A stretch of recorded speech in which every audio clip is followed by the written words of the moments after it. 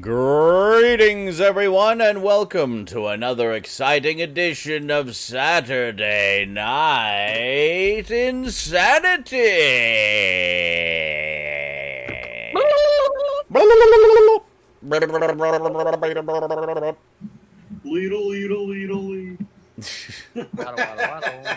Waddle, till the very next day. Good. Yeah. I fucking heard that feeling quite What? What? Yeah. Yep. You never heard the duck song until today? Nope. Yep. Got any Waddle, grapes? I love the duck song. Grapes?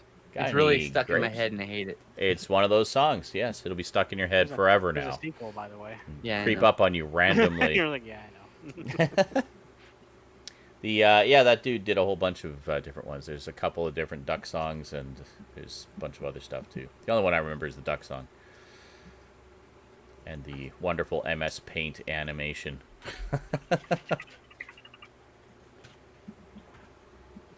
So how's everybody doing this week? How's it going? How's it hanging? How's it shaking? Good. What's I'm going having down a in good Groove day. Town then? If you can't tell, I'm wearing my dress. Feeling better You now. know. I am also having a Okay. good day because now I can do this. Oh shit! There, Hey, I maybe can do maybe this. right round. Maybe right God. round. Perfect. Absolutely perfect. Nothing Yes. could have been better. Nailed it. I failed to take note of where the headphone cord was, and I just about ripped it out of the mixer. Oh, amazing. 5 out of 7. Perfect. So, Please someone highlight that. so yes, I got a new chair. So one of my pickups, it's a GT Racing Omega series, black with blue trim. You can kind of see there a little bit. Yeah. Anyway, it's one of those ones that reclines way, way back and miraculously doesn't fall over somehow. And earlier today, I did a stream on. Wow! You're an idiot! Thank you, JL. So earlier today, Yes, he is. I did a stream showing the assembly of it. And funny enough, the hardest part to assemble was putting the wheels on because it's really tight and you have to jam them in there. But She said. got it all figured out, and then She said. yeah, here we are, new chair finally. Over and over and over. I'm the she who said it. That's because no. You just said that. It was tight and I had to jam it in there. Yeah, the Jam wheels it are in. the biggest pain in the ass. Yes. And honestly, it was putting the back of the chair into the chair itself was a little bit cumbersome, but Yeah. doable. Yeah. If I had a second person, it would have been really easy. But Yes. yeah, it was a little cumbersome. Just that's how to describe it. God, everybody clipped that apparently. Yay! I can do Clip. this. Ah, shit. Very important. Not only we both clipped it, but we both came up with the same pop culture reference to it. Oh, look what I I, know, can right? do. Oh, yeah. Look what I can do. Yeah. All right, so whenever you laugh, everybody, click that clip button and go to town. That's the right. key. We want funny clips and lots of them. So, The more clips, the better the stream looks. It gets better traction, etc. yes, I you are clip everything. We already know that. you are It'll be like- helping the stream. It'll be a just chatting stream, and I hear Sean go, shit. And I'll just clip Yes. Speaking of which, did I choose the right? Yeah, talk shows and podcasts. Okay, I was just checking if I had it on the right. It was in just chatting I have to do that earlier, sometimes, so too. yeah. You just reminded me, and I panicked, and I was like, "Oh my god, did I change it?" But I did. It's okay. Motherfucker! I just wanted to say right off the top, there was something I forgot to mention last week that I had watched, and I wanted to recommend it to everybody who enjoys a good comedy, and that is the new series Upload on Amazon Prime. First season just dropped a few weeks ago. It's 10 half-hour episodes. The first episode's a little longer, like the pilot episode. But basically, it's from the creators of The Office and Parks and Rec. Oh, well, that's a great combo. Do I need to sell you any more?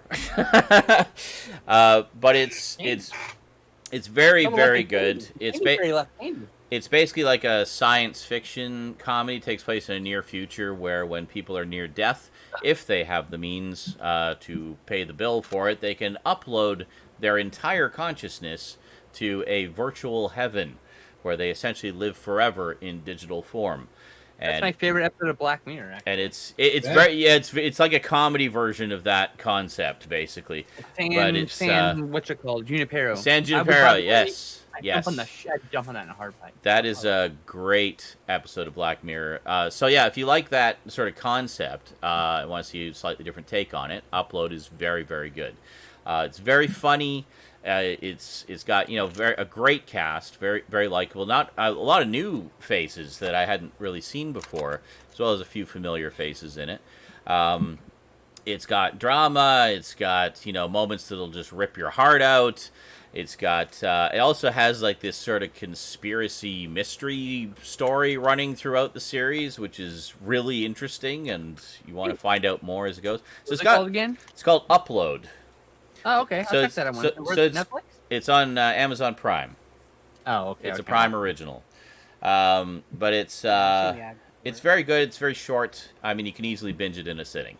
I would have done so, but I needed to sleep, and I was on episode 8, so I watched the next few, the last couple the next day, and I don't have Amazon Prime anymore, so had a good cry. Yes, I know, but when So you get sad. it, you can watch it. eventually. But I'll be able to watch Stoud's account eventually. Well, there you go. But it's apparently doing quite well. It's already been renewed for a second season, so the first season hasn't even been out a month yet. Excellent. But I don't foresee Amazon going out of business anytime soon. So no, it's just fine. I tweeted about it just after I finished watching because I was just so impressed by it and really, really enjoyed it. And that tweet is still getting likes and retweets. Apparently, I was one of the first to gush about it, I guess. So it's that tweet has been getting a lot of traction. So That's great. And the general consensus has been, yeah, it was good. So When everyone was saying, So anyway, Great. check it out. It's good stuff. Upload on Amazon Prime. when everyone was saying upload, like go see upload, I kept thinking everyone was saying upgrade, which is a really great movie. So I'm like, yeah, I need to movie, see that's that. I haven't great. seen that one yet. But I'm thinking, Yeah. like, oh, they're talking about the show I haven't seen. Okay. And heard when it you was say good. upgrade, I'm reminded of the pimp from Idiocracy, whose name was Upgrade. UPGRAYEDD. Oh god. Oh my I need to god! rewatch Really? it in a while.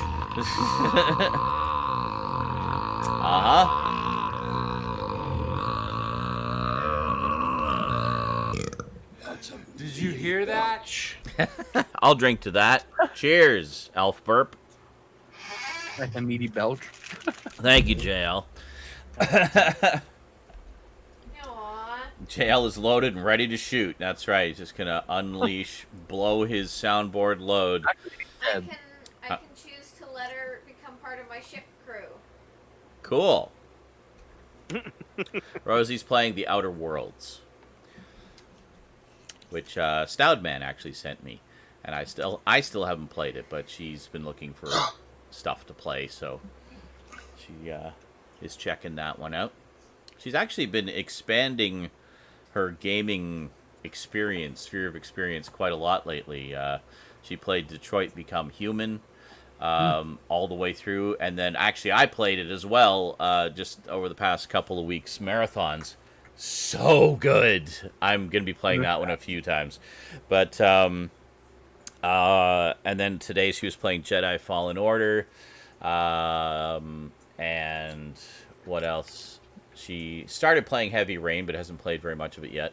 And now she's playing The Outer Worlds. So she's getting a nice, expansive experience of games beyond Fortnite and Minecraft, which is good. It's good to have variety, you know? It's good to have variety.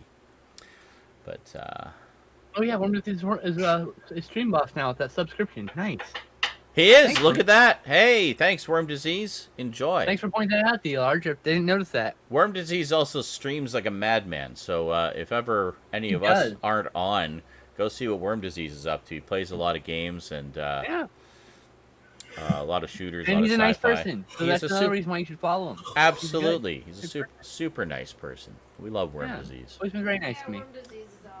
Yeah. See, even Rosie says Worm Disease is awesome. There Yeah, you see? go. You feel the love, Worm Disease? You feel the See? love in this room? I sometimes I see I'm a Worm worker. disease is the only person that actually kind of chats when I live stream. He says he's actually a douche. Sometimes. That's worse. Oh, I thought that said I'm actually Dutch. That's what I thought too at first, Yeah, but No, he that's might not actually be No. Dutch also, but that's beside the point. no. He does. I think you do bilingual streams too, don't you? Where he's like English and German, if I remember correctly. I seem to recall that being mentioned somewhere. Worm disease is what, in Germany or? No, he's Oh no. no. Oh god. I could have sworn. No, I mostly I lurk, so I lurk You sometimes don't. in worm disease chat. Who am I rarely thinking get of? back on Twitch, actually. I must be thinking of someone else. Never mind. Worm Disease does not do bilingual streams. So if you're anything other than English, you're shit out of luck. Oh, multilingual. Okay, never mind. I think we're lagging. I think you said no to something else. Multilingual. Multilingual. Okay, so it is you. That's what I thought. Yeah. All right. Deutsch. I also follow you on So, we jiggling or what? Well, what is this? We're doing stuff. Turn on the show. You're walking. This is the show. The fuck, man. The fuck. Oh, English, French, and German. Okay, there we go. Okay. So multilingual. I missed. I remembered the English and German. I couldn't remember the other one. I forgot there was Fine. one. Like, no, I speak more than two, fuckhead. It's like, Okay. Okay. I'm a polyglot. Thank you very much. I speak Yeah. all the languages. Yeah. Very good. you're the Rosetta Stone? The Rosetta Stone. The Rosetta Stone of Twitch. Oh, mercies. How's everybody's week been? How we been this week? It was crap, and then it was good. So manic and depressive, and then manic happy. So there you Excellent. go. Well, that's It's been a very moist week. variety is the spice of life. Moist, eh? Yes. Thank you, very Blade. moist. Thank you, Caleb, for the retweets. My neck of the Ah. woods has been very It's moist. been all right. Oh yes, thank you, Blade lots and more Caleb, food for than the usual. retweets. Much obliged, guys. Appreciate that. And thank you, Tom Stoddart, for the follow. You didn't make me depressed, manic. You're just the source of all the hatred in the world. No, you're fine. God, you Wow. didn't make me depressed. Wow. And it was like, Wow. Wow. I'm bipolar. My brain like shit. My mood shifts. I'm in the middle of a conversation. Perfect Oh, God. sound to illustrate bipolar.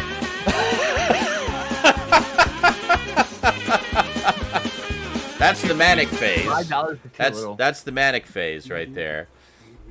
And the depressive phase, I don't know, put sad violin or something. But yeah, I also deal with that, and it's fun. I Oh say, man, like it's brimming phasing, with so it's, like, sarcasm. But phasing, so like I could start the day in a good mood and yeah, end the day being in the pit, or vice versa. yeah, it's your brain is a troll with that sort of thing. It's like Brutal. it gives you no It can warning. very- It's just suddenly. But I had a pretty good day yesterday. Thank you, and I woke up Brinsley. feeling good. Arr, And arr. so, while I have quite a bit of dysphoria today, I'm feeling pretty good about the way it looks. So, Good. Well, that's important. I mean, it's important for you to feel, comfortable in your own skin, and we were talking about this before. Like, part of the process is, getting the outside to match the inside, as it were. Yes. And that's it. And that that make can me feel good about myself. well, that's what I was gonna say. And that can definitely be help the mood for sure, because you look at yourself and it's like, yeah, this is me. This is who I am. Mostly. And that's Mostly. that's important. Mostly. Instead of looking at yourself in the mirror, it's like, wow, I'm trash. Oh, thanks, everything. Like when I look at myself in the mirror. But yeah. But I applied for pandemic unemployment assistance this week. cool. Thanks for the retweet, Drum Mike. Best of luck for that. Oh, Drum Mike retweet as well. Oh yeah, thanks, Drum Mike. gotta remember tomorrow I gotta check in for my last week of pandemic unemployment assistance. Yeah, that's a lot of bullshit. Yes, it's supposed to be a pentagram. I don't have the tits to make it work yet. But it's fair. They'll Getting come. there. You shouldn't have to go back to work yet. No, I think it's bullshit to go back this soon. We're not there I'm yet. sure you'll be fine. We are just not there yet. And who knows how long it's going to be until we are properly there. I mean, I'm basically just kind of waiting for wave 2 at this point, with all these people going out when they shouldn't be just yet. I know everyone's going stir crazy, but you know, if you want it to be over, just do your part. That's just it. The sooner we rush to do things, the longer we're going to have to do this. Well, that's it exactly. It's going to extend the amount of time that it's going to take to get past it. And we're not there yet. So, anyway. Stay safe, everybody. Stay Check out stay that safe. shit, man. Stay Stay safe. Stay safe. That shit's the size of my fucking head, man. Strafe. Your head is the size of a potato chip. Jesus, Stoudman, when did you get so small? Eric has devised. Well, an that's the incredible thing. Would you tool. rather be stir crazy or dead? That's really what it boils down to. Potentially. I will dead. say, people have gotten especially stir crazy lately. This week alone, Yeah. I was just like, "What the fuck is wrong with you people? Why are you tweeting about What's a the matter cancel with you party? people? A Chris Evans cancel party? What the fuck is this? Yeah. It's literally somebody just fucking trolling the entirety yeah. of Twitter over nothing. Over Just because nothing. they're bored. Yeah. Chris Evans, like the nicest celebrity in the world. Right? And then all Most the tweets in inoffensive. response to it are, "How dare you?" Well, that's what it was. I'm gonna play these quick. Hashtag Chris Evans is over party was trending. And yeah, I looked up the hashtag to see what the hell, why do people want to cancel Chris Evans? So I was scrolling through and like all of the tweets were like scrolling through Twitter trying to figure out what everyone has against Chris Evans, and all I'm seeing is what the fuck? what does everyone have against Chris Evans? It's like so It's all the yeah. idiotic people out there that will retweet anything, They're no matter what it basically is, even if they know nothing about so it. it's got to be. I mean, it has to be somebody was bored. So that was it. Got a hashtag to trend Yeah. and confused everybody. Trolling successful. Haha. Got you all. Oh well. Posting lewds on Twitter after midnight. Okay, I will take note to mute after the stream.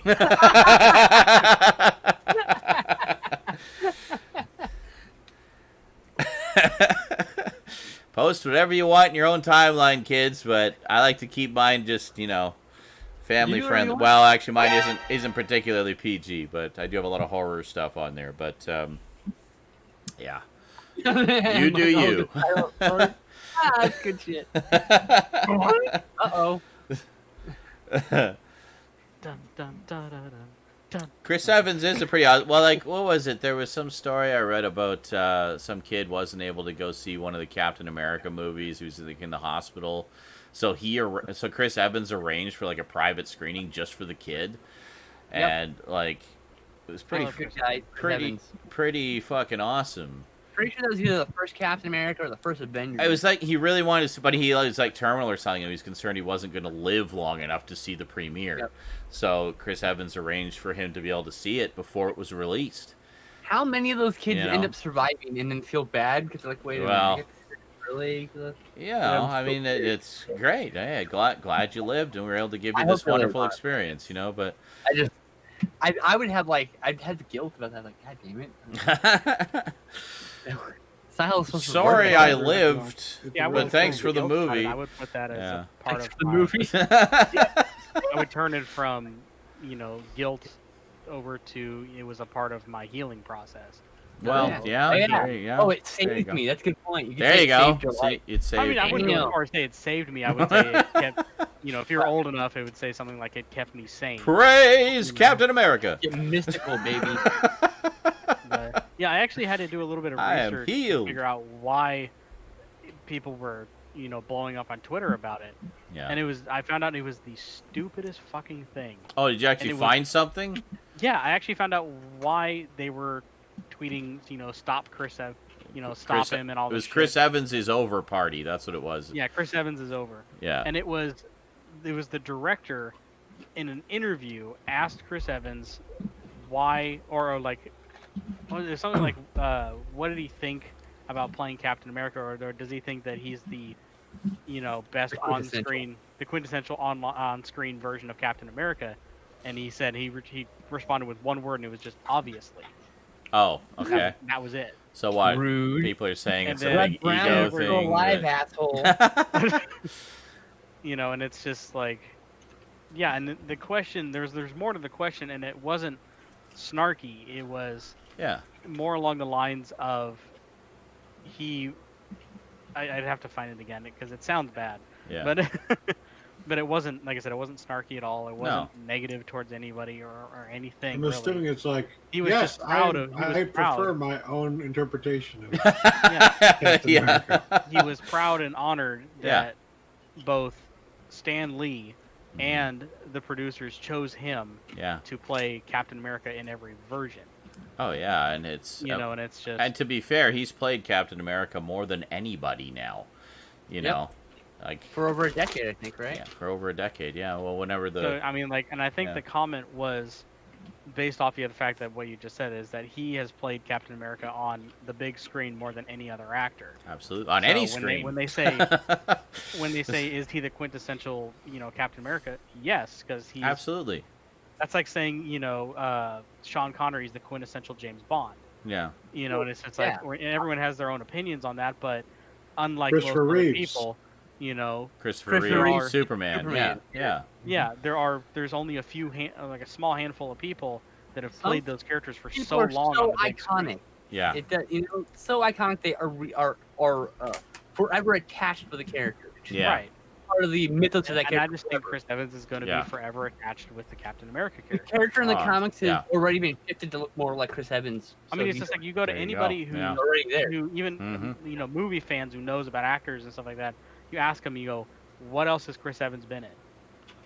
And if they ever have to know. recast it, they're gonna get someone who looks like Chris Evans. Well, he Like, was the yeah. Human Torch in the Fantastic Four movies. Good movies that he was in. Actually, he was Good one role. of the things I liked about those movies. Him I and like the thing in that. I That li- was the best. know? part. And well, it's just like, thing. yeah, he was Well, I in like other the movies, banter. but- I thought they got the sort of friendly banter between Thing and Human Torch but down this pretty is well. the thing that he's In going to that be role. remembered for. I like that. Someone's 30 years from now, someone's going to say Chris Evans, and they're going to go, "Oh yeah, he played Captain America." Yeah. It's going to be one of those. He He's was synonymous with the character now. the first Anonymous. thing I remember seeing him in was Not Another Teen Movie, where he played the jock character who learned the error of his ways and redeemed himself by the end of the movie. I love that movie, by the way. It's such a One of the few perfect good ones parody. from the modern era. It really is. It's such a perfect send-up of all the teen comedy tropes of like the First 80s Scary and Movie good 90s. too. The first Scary Movie. I still need to see those. I have them on my Netflix watch list. I'm going to The check them out only at some good point. part of Scary Movie 3 is the deleted scene where Hulk crushes an alien in his butt cheeks. He puts the alien in his butt and just crushes its head with his butt cheeks. The best Wait, part what of movie is the this? is it's a deleted scene. It's funnier than anything else in the movie. What other Chris? What are you talking about, Duncan? The other Chris Evans. There's another Chris Evans. Wait, were you guys talking about Scary Movie? I didn't hear. Yeah. that. Very good in Okay. Apple TV Yeah, I was and talking depend. Not Oh, another no, teen movie. Michelle. And I Yeah. mentioned Scary Movie 1 is the best one. The only good part of 3 is the deleted scene. Oh, Oh, God. yeah, there is. Yeah, I think Duncan and I are thinking of the same person. That's someone pulled off the background. Dude! What is the other Chris Evans? What are you talking about? We are subject to bagpipes right now. I will wait. $10 bagpipes. Don't forget. Yes. Very much worth the interruption. He's just Of all the souls I have encountered in all my travels, his was the most human. Human. everybody in the chat. Human. Yep. Duncan and I are thinking of the guy that took over from Jeremy Clarkson hosting Top Gear. Oh, Yes, because he played Captain America, and that's clearly who we're talking about. Well, as Another thing, maybe that's who they were talking about on Twitter. that's clearly the most No, they famous Chris weren't, Evans possible. I don't know. because they were specifically mentioning Captain America. So,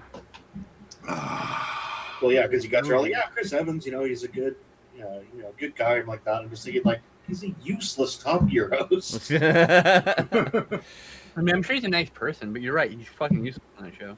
Yeah. Well, you just couldn't match the chemistry of the original. Well, no yeah. one could. No. Not even really entirely. Years his of fault. friendship can't match that. You just can't. You know? You thought that went longer, Michelle? Well, the original song does. Amazing Grace just goes on and on and on. But, there is one that does but go no, that's a as little long bit as it longer than Bagpipes. A Just little a bit. bit. A little bit Just a longer. little bit. Yeah, by a hair. Yeah. That's called mulch. Oh, yeah. I don't Everyone wants to remember play what mulch that to take a is quick now. nap. Yeah, I'm confused too. I Yeah, don't remember. I'll have to hear it again to refresh my memory. I don't remember. I just paid off my credit card. It's not happening. Wow. Oh boy. $319 Australian. Good lord. Oh right, you were saying last time. Yeah, that's how much It's it would be. insane. That's crazy. Jesus Christ. Australia is not far off from Canadian in terms of exchange rate. I'm gonna say bullshit money. But, What was it? If I start Twitch streaming, I should come up with an equivalent of mulch for 10,000 bits. It's like me reciting a bunch of car facts or something. Oh God. The base engine was a 2.5 liter 4-cylinder. Just like for 10 minutes. God. I think I'm going to read Stan Bush alerts really slowly. Yeah, Cass, Fine. for you. You've got the touch. Just explain got how a the power. catalytic converter works.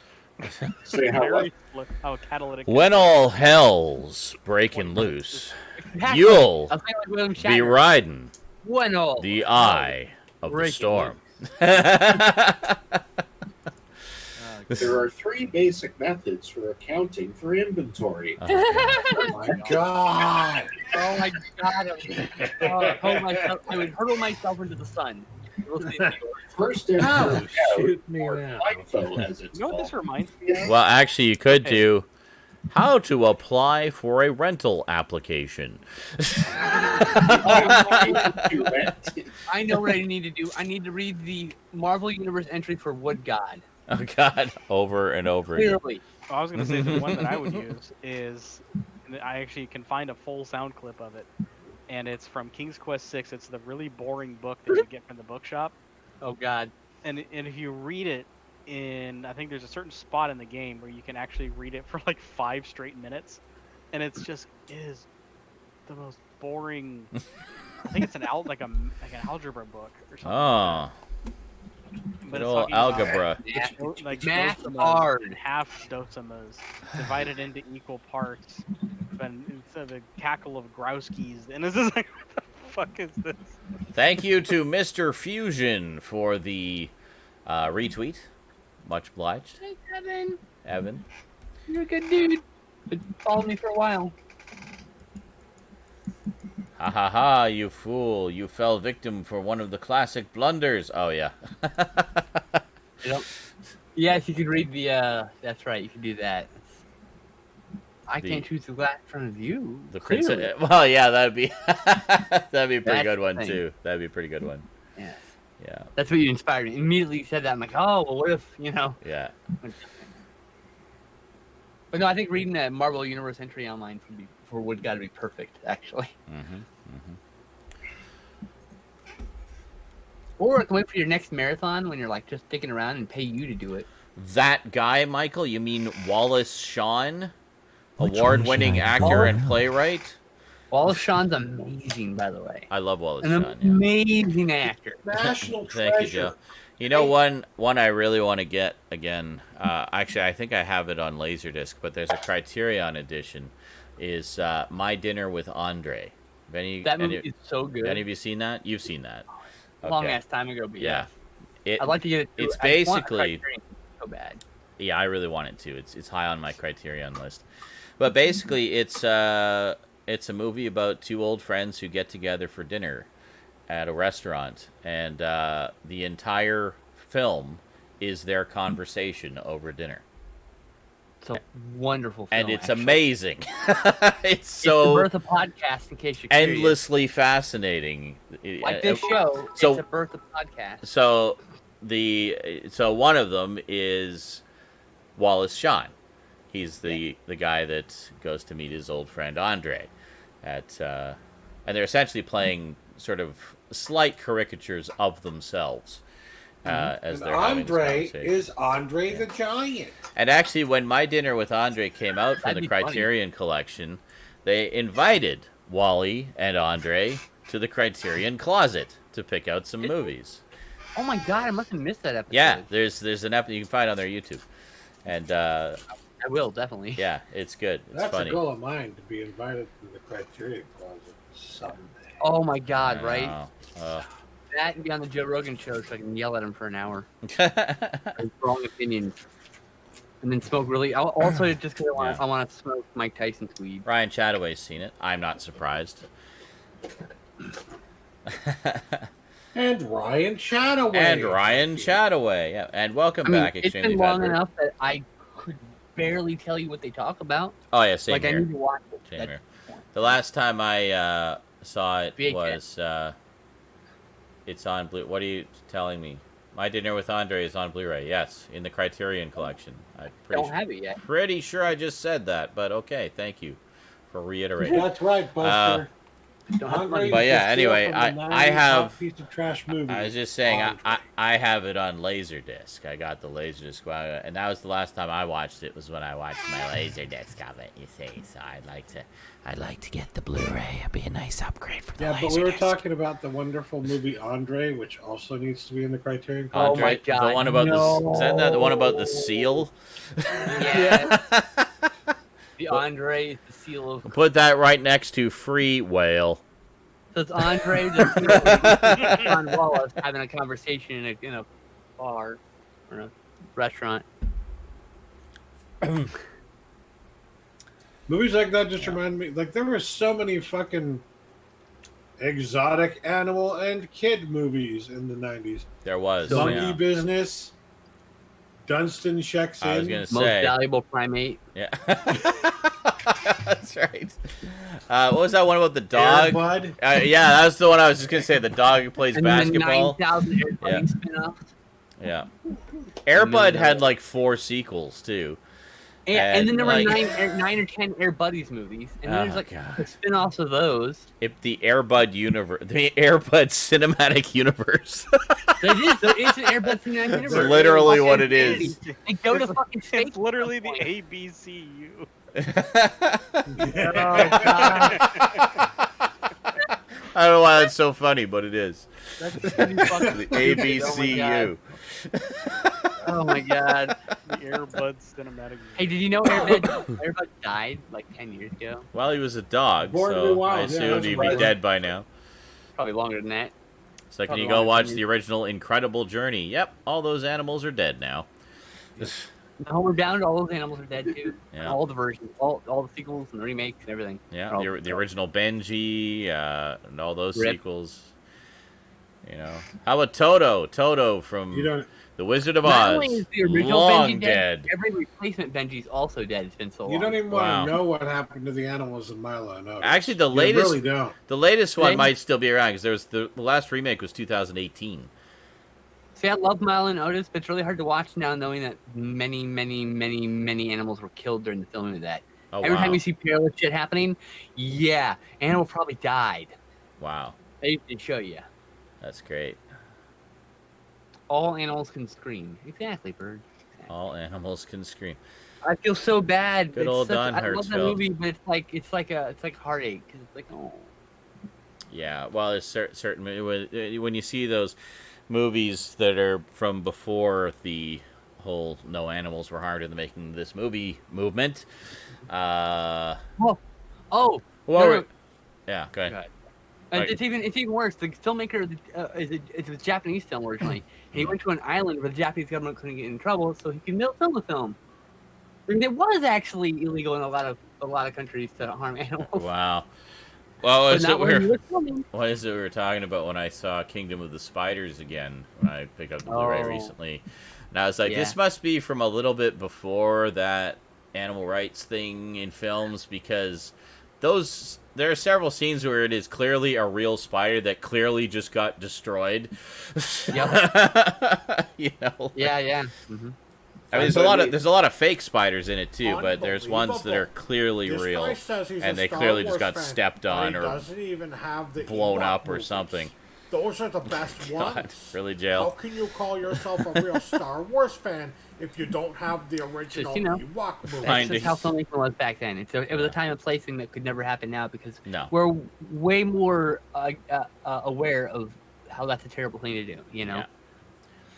Yeah, the first time I heard of that sort of thing applying to insects, which, to be fair, I think happened later. It wasn't until a little later Way later. that insects kind of were given the same treatment as any other animal. Was when I saw a behind the scenes thing about the Shawshank Redemption, and there was a character in there who was a nod to the Birdman of Alcatraz, and there's a scene where he feeds one of his birds maggot. And so they were about to film the scene, and they had a maggot, and it's like, okay, so we're just going to feed this maggot to this bird. And then the animal rights person said, you can't do that. And they said, why? He says, because it infringes on the rights of the maggot. Yep. And they're like, what? It's like, yeah, it's an animal. It has animal rights.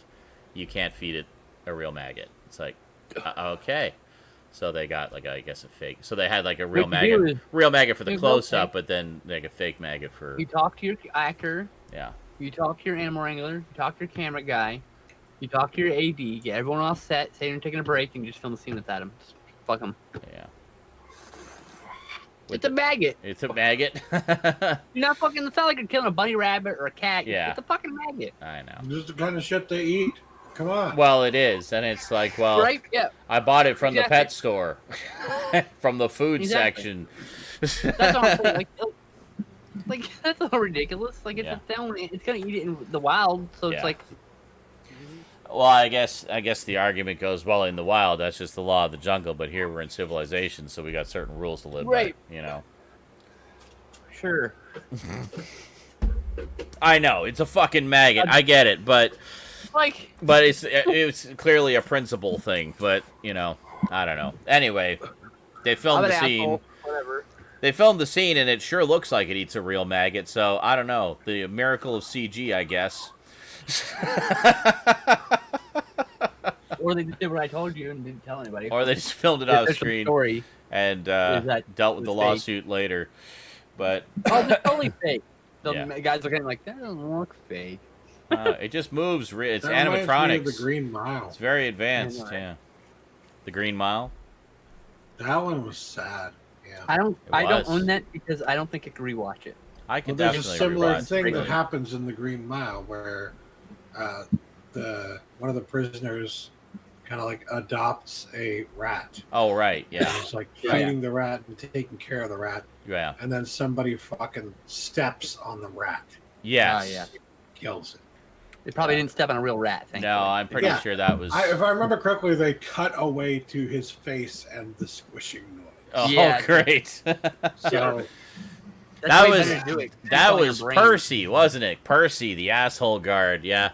Yeah, The Was that act... William Sadler? Was that William Sadler? No, it was... I can't remember his name. It was the actor who played Eugene Victor Toombs in The X-Files.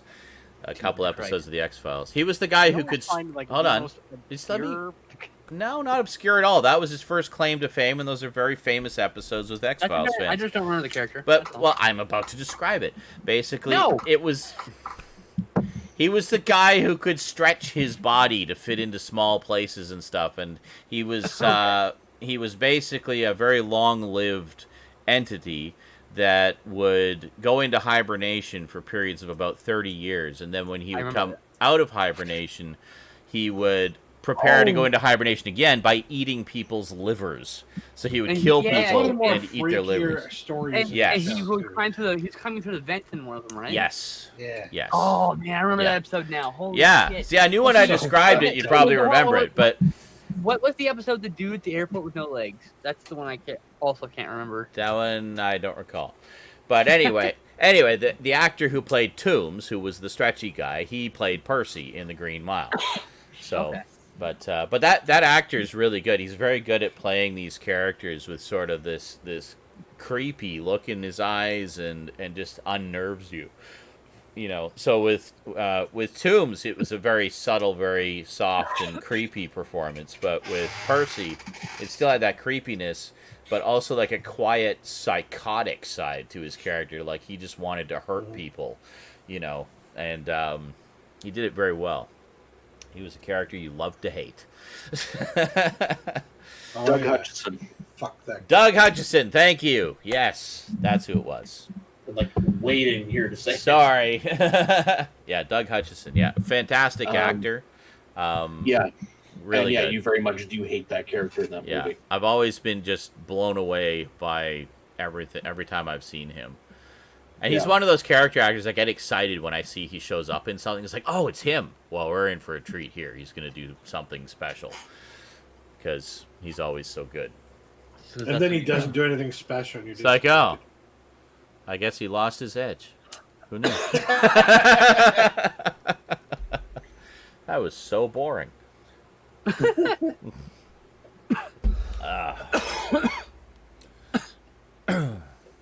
Yeah, he came back into the news a little while ago from marrying a 16-year-old. I know he was interviewed about that. God. What? Interesting. Of all things You want to to be go known back about? in the news for. Jeez. The last thing I want to be known for, Yeah. Okay. legal or not, it's like, Yeah. Well, Yeah, he had the consent of the parents, apparently. And all that. that's the legal thing. Yeah, that's I'm saying. okay. It's legal. Well, and 16 is legal in some countries too, at least as far as marriage and stuff goes. So there you go. Still creepy. Is he still acting, or was that the only thing that he was in the news for? I don't know.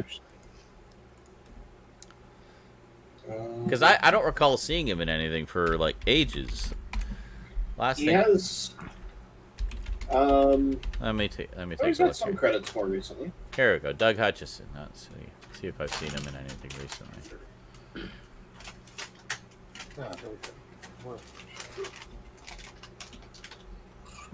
Green Mile. Oh, he was in Punisher Warzone. Played Looney Bin Jim. Oh, Looney Bin Jim. There you go. Yeah, I really love got Looney it. Bin I got to Jim. see that again. Oh, he's in Far Cry 5. Did the voice of Cameron Burke and a federal marshal character. Interesting. He Oh. was also in Con Air. He was and in He was in The Lost. Lawnmower Man. He was in Lawnmower Man? What's that, Eric? He was in The Lawnmower Man. The You're the right. original Lawnmower Man? Yep. Holy shit, you're right. He was a security tech. I got the Scream Factory Blu-ray of that a while ago. I still haven't sat down and watched it. I need to do that. Last time I watched it was on DVD, which was actually shortly before the Scream Factory Blu-ray came out. He is in 3 I got episodes that too. of Space Above and Beyond. Oh, I There you don't go. remember. I don't remember either. I've only seen that It's been a series. long time. Yeah, I've only watched it all the way through once. Same. But I liked it. It aired. Oh my god, he was That's in the DVD though. he was in Batman and Robin. Oh God. He played a character named Gollum, but with one L. Okay. Green Mile. He was in an episode of Millennium. Played the Polaroid Man. Oh, the Polaroid Man. Oh my God, Millennium is such a great fucking show, by the way. that's an important character in that. And American Gothic was really good too. American Gothic was so good. I need to rewatch that. There's still a few episodes I haven't seen. I think I've seen all of Millennium though. Millennium was great.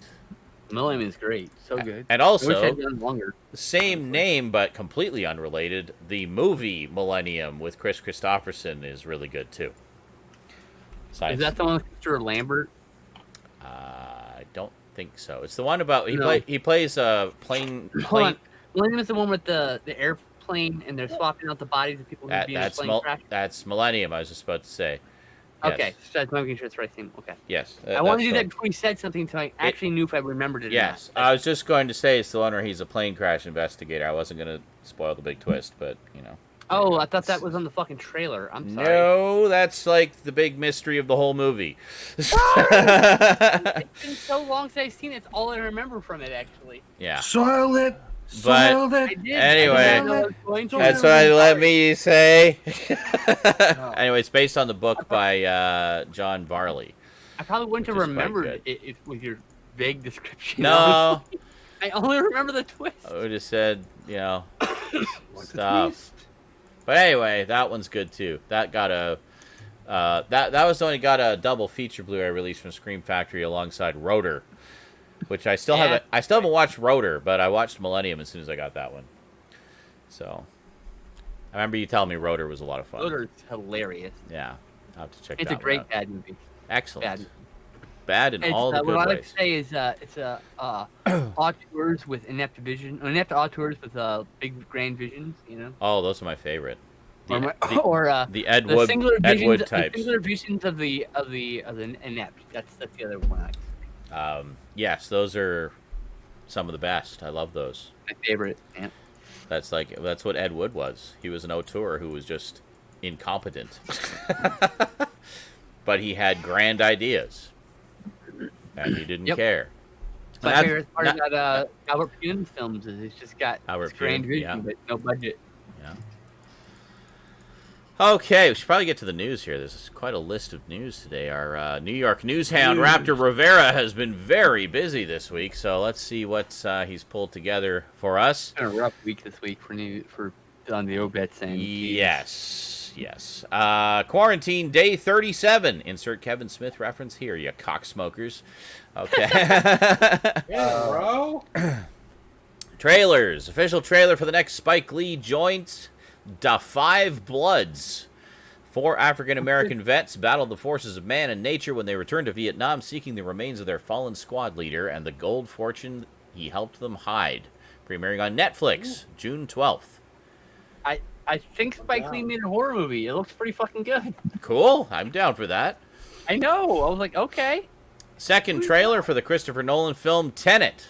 Armed with only one word, Tenet, and fighting for the survival of the entire world, the protagonist journeys through a twilight world of international espionage on a mission that will unfold in something beyond real time. The film is still scheduled for theatrical release on July 17th. And they premiered the new trailer for that in Fortnite, apparently. They had like a special Fortnite event to premiere the trailer. I did not see it, but I didn't hear about it until after the fact. So, some people were saying... It's going to be good. Some people were saying, why'd they premiere it in a children's game? It's like, okay, yes, a lot of younger players, but the actual main demographic is 18 to 24. That's the majority of players are 18 to 24. So over here, there you go. Children's game. Yeah, you just go back to your adult game, Animal Crossing. Okay, shut up. I know, right? That's also an awesome game, by the way. Fucking children's game. Oh, new Pokemon. You know, like. Yeah. Just like what you like, people. A lot of those same people play like Pokemon Go. Exactly, right? Like. Yeah. But we're the losers, yeah. Yeah, we're the children. All right, date. I literally watched people play tag in Animal Crossing, a children's game. Hide and seek. They were playing hide and seek for a while. Yep. And I'm the child. Yep.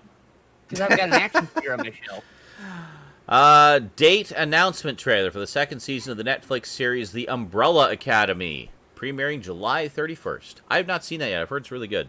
Very X-Men-esque. So, I'll have to check that out. Official trailer for the Cartoon Network original film We Bare Bears, the movie. When Grizz, Panda, and Ice Bear catch the attention of the Department of Wildlife, their world turns upside down. Oh, no. The bears are left with no choice but to go on the run to Canada. Hitting digital June 8th. It's all about the ketchup chips, man. I'm telling you. I've seen the original show. Oh, have you? The Bear Bears? On Cartoon Network. We Bear Bears? Okay, cool. Is it like a little kid show, or is it more kind of for teens, or? It's a kid's show. It's a kid's show. Okay, well, there you go. Hi, Rosie. I like how we were just talking about, that's a kiddie thing, and now we're talking about, ooh, We Bear Bears, the movie's coming out. It's about like this little girl that's friends with 3 bears that save her life a lot. Oh. So just a accident-prone little girl that would probably be dead several times over if not for her bear friends. Be dead. It's Okay. huge in South Korea and Japan, apparently. Oh. Thanks, Dave. Okay, there you go. Based on a webcomic, apparently. You heading to bed? Fuck. Yeah. All right. Have a good night. Good night, sweetie. Rosie. Me too. Have a good night. Love you. Love you. Okie dokie. Let's see here. Official trailer for the IFC Midnight film Relic. A daughter, mother, and grandmother are haunted by a manifestation of dementia that consumes their family's home. Mwah. Aw, Looks good. thank you, Forgot to give sweetie. you a kiss. Aw, well, Not I a appreciate remake that. of that 90s horror movie, which is thoroughly underrated. Yes. Don't forget to brush your teeth. I know. You just ran in and shut your door. I can see the bathroom from here, so I'll be watching for teeth brushing.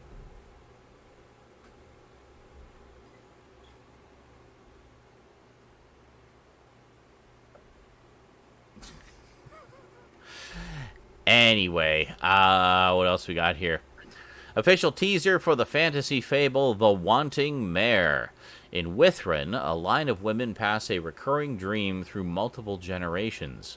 Executive produced by Shane Carruth, the director, writer of 2004's Primer. Oh, I love Primer. And 2013's Upstream Color. I've not seen that one. I love Good.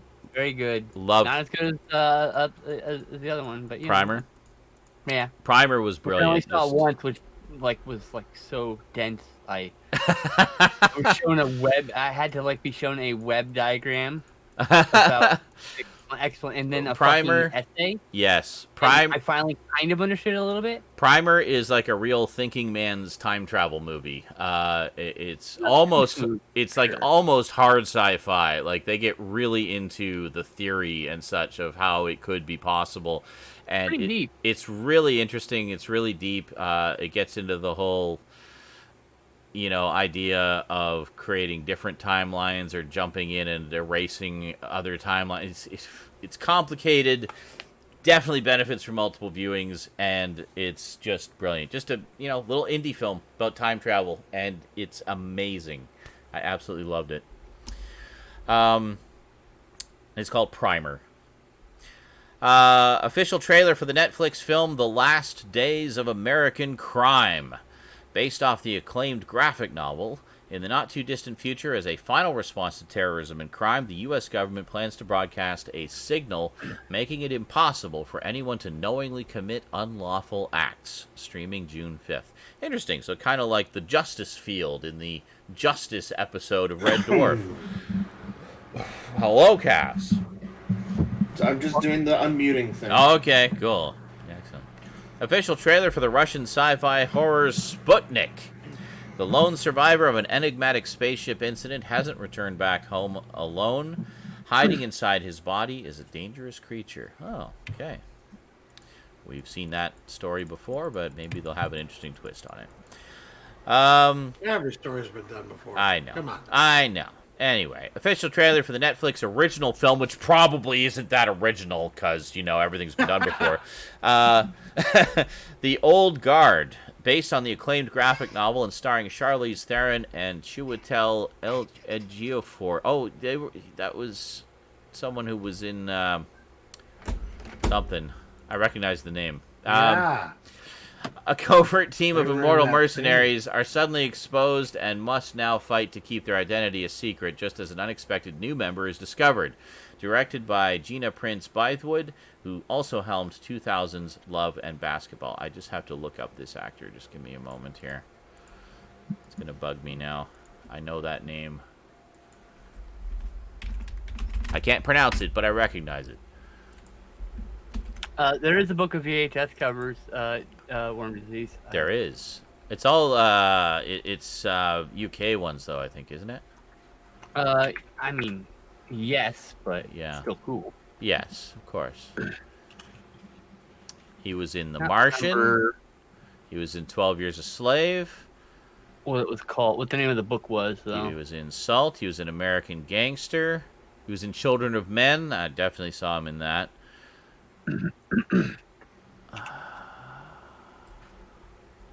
The VHS video art, I think it's called. Yeah, He was in something else. Oh, Doctor Strange. He played Mordo in Doctor Strange. That's where I recognize him from. The new one. Yes, the new one. Oh, okay. Yeah. Here we go. Worm disease. There you go. I have it. It's good. He was also the operative in Serenity, the movie based on Firefly. I remember that. Me too. Okay. I remember. And finally, final trailer, official trailer for the documentary You Don't Know Me, N-O-M-I. Paul Verhoeven's 1995 picture Showgirls was met by critics and audiences with near universal derision. You Don't Know Me traces the film's redemptive journey from notorious flop to cult classic and maybe even masterpiece. Redemptive? Okay, first off, I love Paul Verhoeven and pretty much all of his movies, but there is no way in hell Showgirls will ever be a masterpiece by any stretch of the imagination. I cannot wait. Why are you trying to save Showgirls? Why? Yeah. Look, so Showgirls is the end of Paul Verhoeven's transhumanist cycle, okay? Mm-hmm. And Okay. I will have a very in-depth analysis and essay on it someday. It is high camp. Bird is correct. Yes, absolutely. And that's beautiful art of its own right, you know? When And it can it's- be a masterpiece of high camp. Yes. What, When it It's is not- done well. of its own thing, you know? I do not think Showgirls succeeded, even as high camp. I think it's just bad. Okay. I think it's I mediocre. watched it and I love it. I watched it I going howl in. with laughter. I watched it going in excited because I love Paul Verhoeven's other work, and I've seen a lot of his earlier work, like his pre-Hollywood stuff, which is amazing, and all of it has a message and is interesting and deep. But Showgirls wasn't and didn't, and it was just. When's the last time you saw it? Well, probably about 15 years ago on Laserdisc. I bet you would appreciate it a lot more now. You're a much more appreciative and deep filmmaker than you were then.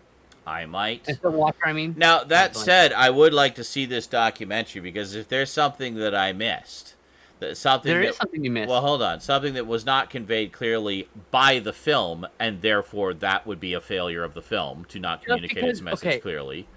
You could also have just missed it.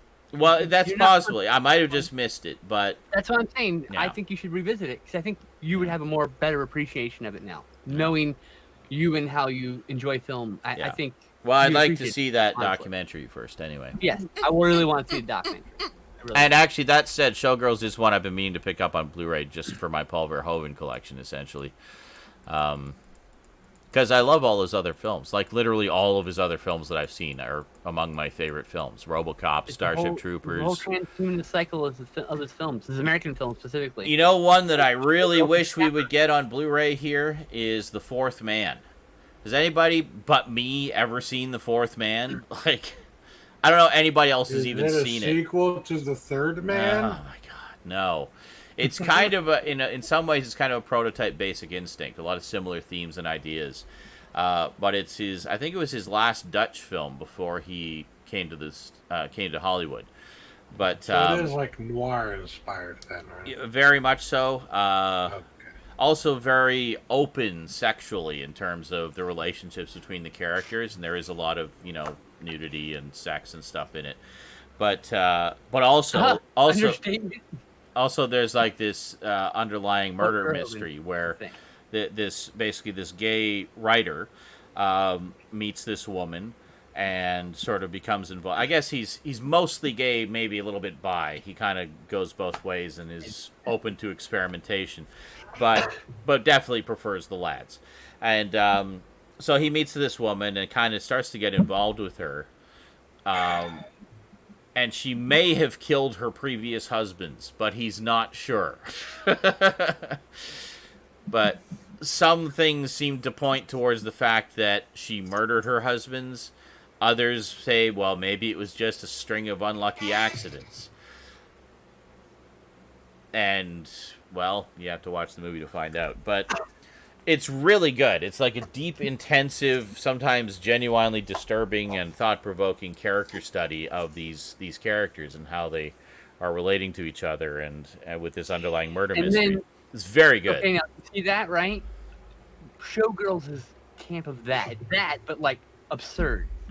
Oh, it's absurd, all right. Because it's absurd because it's set in the world of Las Vegas, which is itself a gaudy, absurd landscape of lights and nudity. Yes. Which is itself a statement of the film, which is my point. Is it's deeper than... Oh, I get that. I understood that. There was just a lot of other things I had an issue with. I didn't have a problem with that aspect of it. That was fine. I understood that. But, you know... I mean, it depicted the gaudiness of Las Vegas very accurately, I thought. But I feel like Spring Breakers was trying to accomplish something similar and did a way better fucking job. Yeah. Spring Breakers is horribly underrated. We'll revisit both of those and maybe make a podcast. That actually, you know what? I was gonna say that might be an interesting double bill, having Showgirls and Spring Breakers back to back. Me and Justin are planning to do a podcast and move out, so I'm like, that would be a good thing to cover, actually. Yeah. So. The thematic similarities between these two movies you all hate. Watch Showgirls, have you on to talk about it? Yeah. Sure. Whatever. Okay. Yeah. This is one of the big news of the week. So of course it's got to be top of the headlines. Movie, TV news. During a Man of Steel watch-along, which they've been doing a lot of past a while. See, even Hollywood's getting in on what we've been doing for years. During a Man of Steel watch-along, and it's literally fire up your DVDs, start it at this time, and watch along with us. Doing for years. For years. Other people showing up going, "What? Where's the movie?" Since 2014, we've been doing that. 6 years. Anyway, I don't expect to ever get credited for anything that we help invent. I know, right? We literally were doing that before anybody else on the fucking internet was doing it. I was the first person to have a reaction cam for video playthroughs. Anyway, during a Man of Steel watch-along, filmmaker Zack Snyder dropped a major announcement that he and Warner Brothers would work together to bring the infamous Snyder Cut of 2017's Justice League to life, premiering on HBO Max sometime in 2021. Quote, "It will be an entirely new thing, and especially talking to those who have seen the released movie, a new experience apart from that movie. You probably saw 1/4 of what I did," Snyder commented. Ooh. The following are newly released details on the upcoming film. 1. This new cut will run 4 hours long. Holy shit! 2. It may be released as one whole movie or 6 individual chapters. 3. DC villain Darkseid will play a role, and has been cast, by the way. 4. Warner Brothers is expected to shell out between $20 to $30 million to finish the visual effects. So they're not only doing that, like post-production and re-editing, reworking, but they're also filming more stuff for it. So it's going to be interesting. It's interesting how long will I sit through Hollywood director wankery, because I like Zack Snyder, but that 4 hours long, really? Are you sure you need that to tell your story? Well, it depends on the story. I mean, he says it's going to be an entirely new thing. There may be... I mean, the cut that we got apparently just completely scrapped piles of subplots and stuff in favor of other things. So... Yeah. Well, he left halfway through production because, his kid committed suicide. Well, because of, horrible tragedy. And Warner Brothers decided to let him do rewrites, and that's fine. And rework it. But I mean, to be fair, Zack Snyder. I mean, Watchmen Ultimate Cut, which is the only version I'll watch now because I consider it definitive, is 3.5 hours long. So I like the director's cut, which is everything but the fucking pirate stuff. No, Ultimate Cut has other stuff in it as well beyond just the pirate stuff. Okay, well, it does. I'm fine with the director's cut for now. In particular, the two what is it? The guy and the kid at the newsstand. You actually get their entire story in the Ultimate Cut, which you don't. You get a little bit more of it in the director's cut, but not all of it. So, meh. No, all not right. meh. Those were important characters. They represented the common man. I still that fancy slipcover. I have a hard time double dipping on that thing. What fancy slipcover? The one with the lenticular cover on it. That's really hard to find now. For which cut? For the director's cut.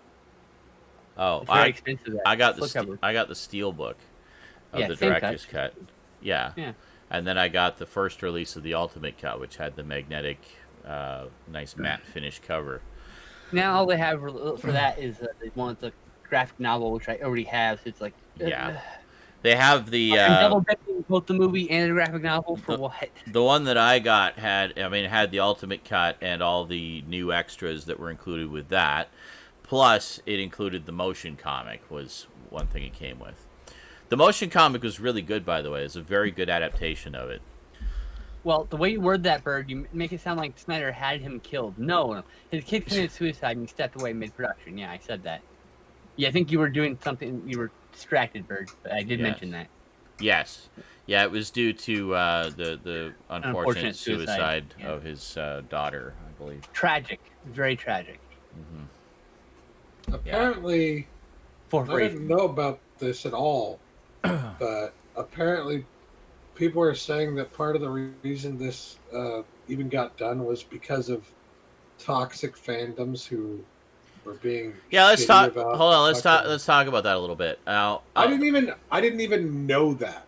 Okay. Right? No, I saw you. The people that I talked to. No, hold on. Who I toxic fandom. Yeah, I saw you talking about that briefly on that Facebook group earlier. But yeah, because there's two minds about it. That a lot of people are saying that this is happening because of the whole meme about the hashtag release the Snyder Cut, and really,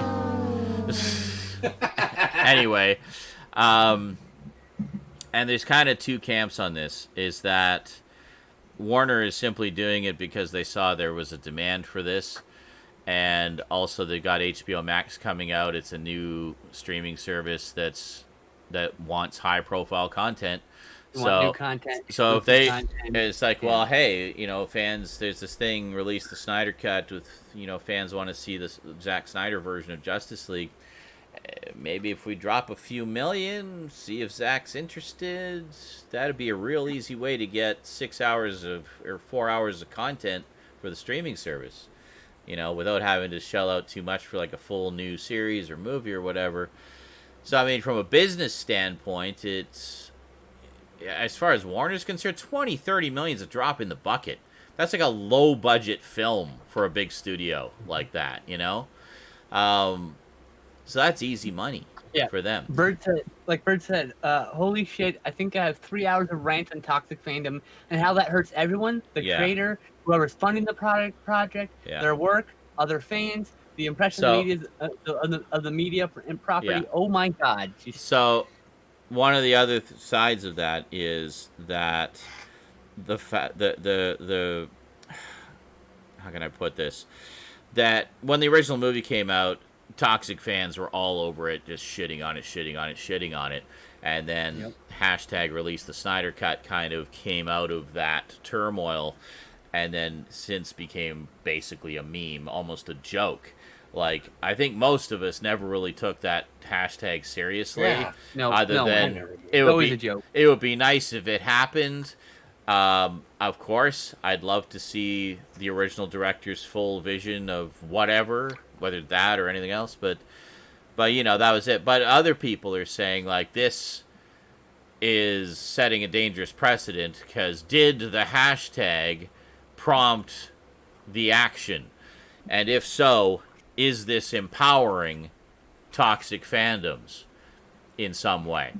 Is it, because a lot of people are saying, we did it! We were right! They're releasing the actual cut, you know. A lot of assholes on the internet out there. Yeah. They're right. And they're going to look for any fucking excuse they can to celebrate themselves. Yeah. So, that's a good way to put it. There's nothing you can do that's going to stop that from happening. No matter what you do, they'll find a way to be the fucking hero in their own story, because that's who they are. They're fucking assholes. But, and they have mental issues that they won't fucking... Well, I won't get into it. Yeah. But the point is, like, no, you're not going to stop that from happening. Yeah. Whatever you do, whether you release a different cut of something or you don't release it, they're still going to find a way to be the hero of their own story. Yeah. So you're not helping or hurting anything by either doing it or not doing it. Like, that has no impact to me at all whatsoever. Toxic fans are going to just find a way to still be toxic fans. So I mean, on the one hand, I was thinking, like, this is great. I mean, yeah, I'd love to see that. I actually really like most of Zack Snyder's stuff. Love Watchmen, love 300, love the Dawn of the Dead remake. You know, thought Man of Steel was okay. Didn't think it was great, but it was okay. They did a good job of portraying. Wow. It had some good moments, but I thought, you know, visually, I liked Batman versus Superman better. Yes, there, like, I said it. Zack Snyder is a very good visual director. So yes, visually, it's never boring. No, it didn't, I think, depict Superman very well as Superman. Yeah. That's like my only complaint. But same with Batman and Superman vs. Batman. I didn't think he portrayed very well. But. Yeah, I didn't have too big an issue with that, but that's a whole other discussion. It wasn't the worst either. I mean, you know. No, that's a whole other discussion. Or anything. Yeah, so I mean, on the one hand, I'm glad we're gonna get to see it. I think that's really cool, and especially that Warner is like backing the project so hugely. Yeah. But on the other hand, I just hate that basically we're just going to be hearing loudmouth idiots saying that it was all thanks to them and their toxicity of spreading the hashtag and demanding that Warner give the fans what they want, that's the reason it's happening. It's like, no, I think it's simpler than that. Warner isn't stupid. They have people who look at social media and put their finger on the pulse of the fans and see what they want, or just the pulse of the public in general, and putting out a director's cut of an already existing movie is easy money. And quick and easy, cheap content. Money on the table. Yeah, already quick. Wow, you're an idiot. A little late, but thank you. Quick and easy, cheap content for their new fledgling streaming service. So come on, let's try to maintain some perspective here, people. The toxic fans did not win. Perspective is for losers. This is not giving everybody carte blanche to be assholes to studios and actors and directors, because it's they're gonna do that anyway. It's not sending the message.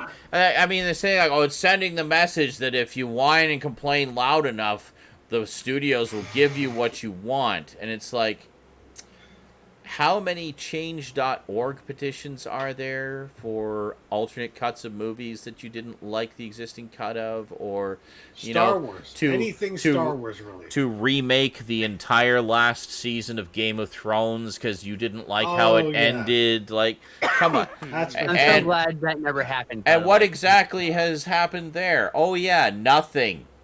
So this one exception is not the rule.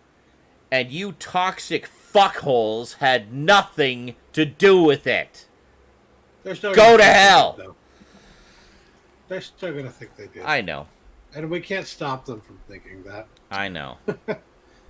So, anyway. Yay, we get to see the Snyder Cut. Eventually. Yeah. I am happy about that, because I'm always happy about any opportunity to see, a different take on something. Oh, absolutely, yeah. Especially when someone like Zack Snyder, who enjoyed the original movie and gave it like I felt like Justice League was an easy 7 out of 10. Wow. Like, okay, yeah, I kind of want to see what the Snyder Cut's all about too. I think that'd be cool too. Well, but that's just it. Like, yeah, I know people who didn't necessarily like the movie, but are huge DC fans and didn't hate the movie either, but just want to see what happened with what Zack Snyder had planned for it, right? So there are people who legitimately want to see it for decent, real fucking reasons. Yeah. And then there are people who are just assholes who are just being toxic and they want to see it just so they can feel like they're vindicated and be right about shit, you know? Yeah. As Michelle. But like, yeah. Sorry, go for ahead. the sake of the people who actually weren't assholes about it, maybe didn't like it originally, but didn't hate it, and are fans of DC and want to see what it could have been, I think this is fucking fantastic. Yeah. And they deserve to see something like this.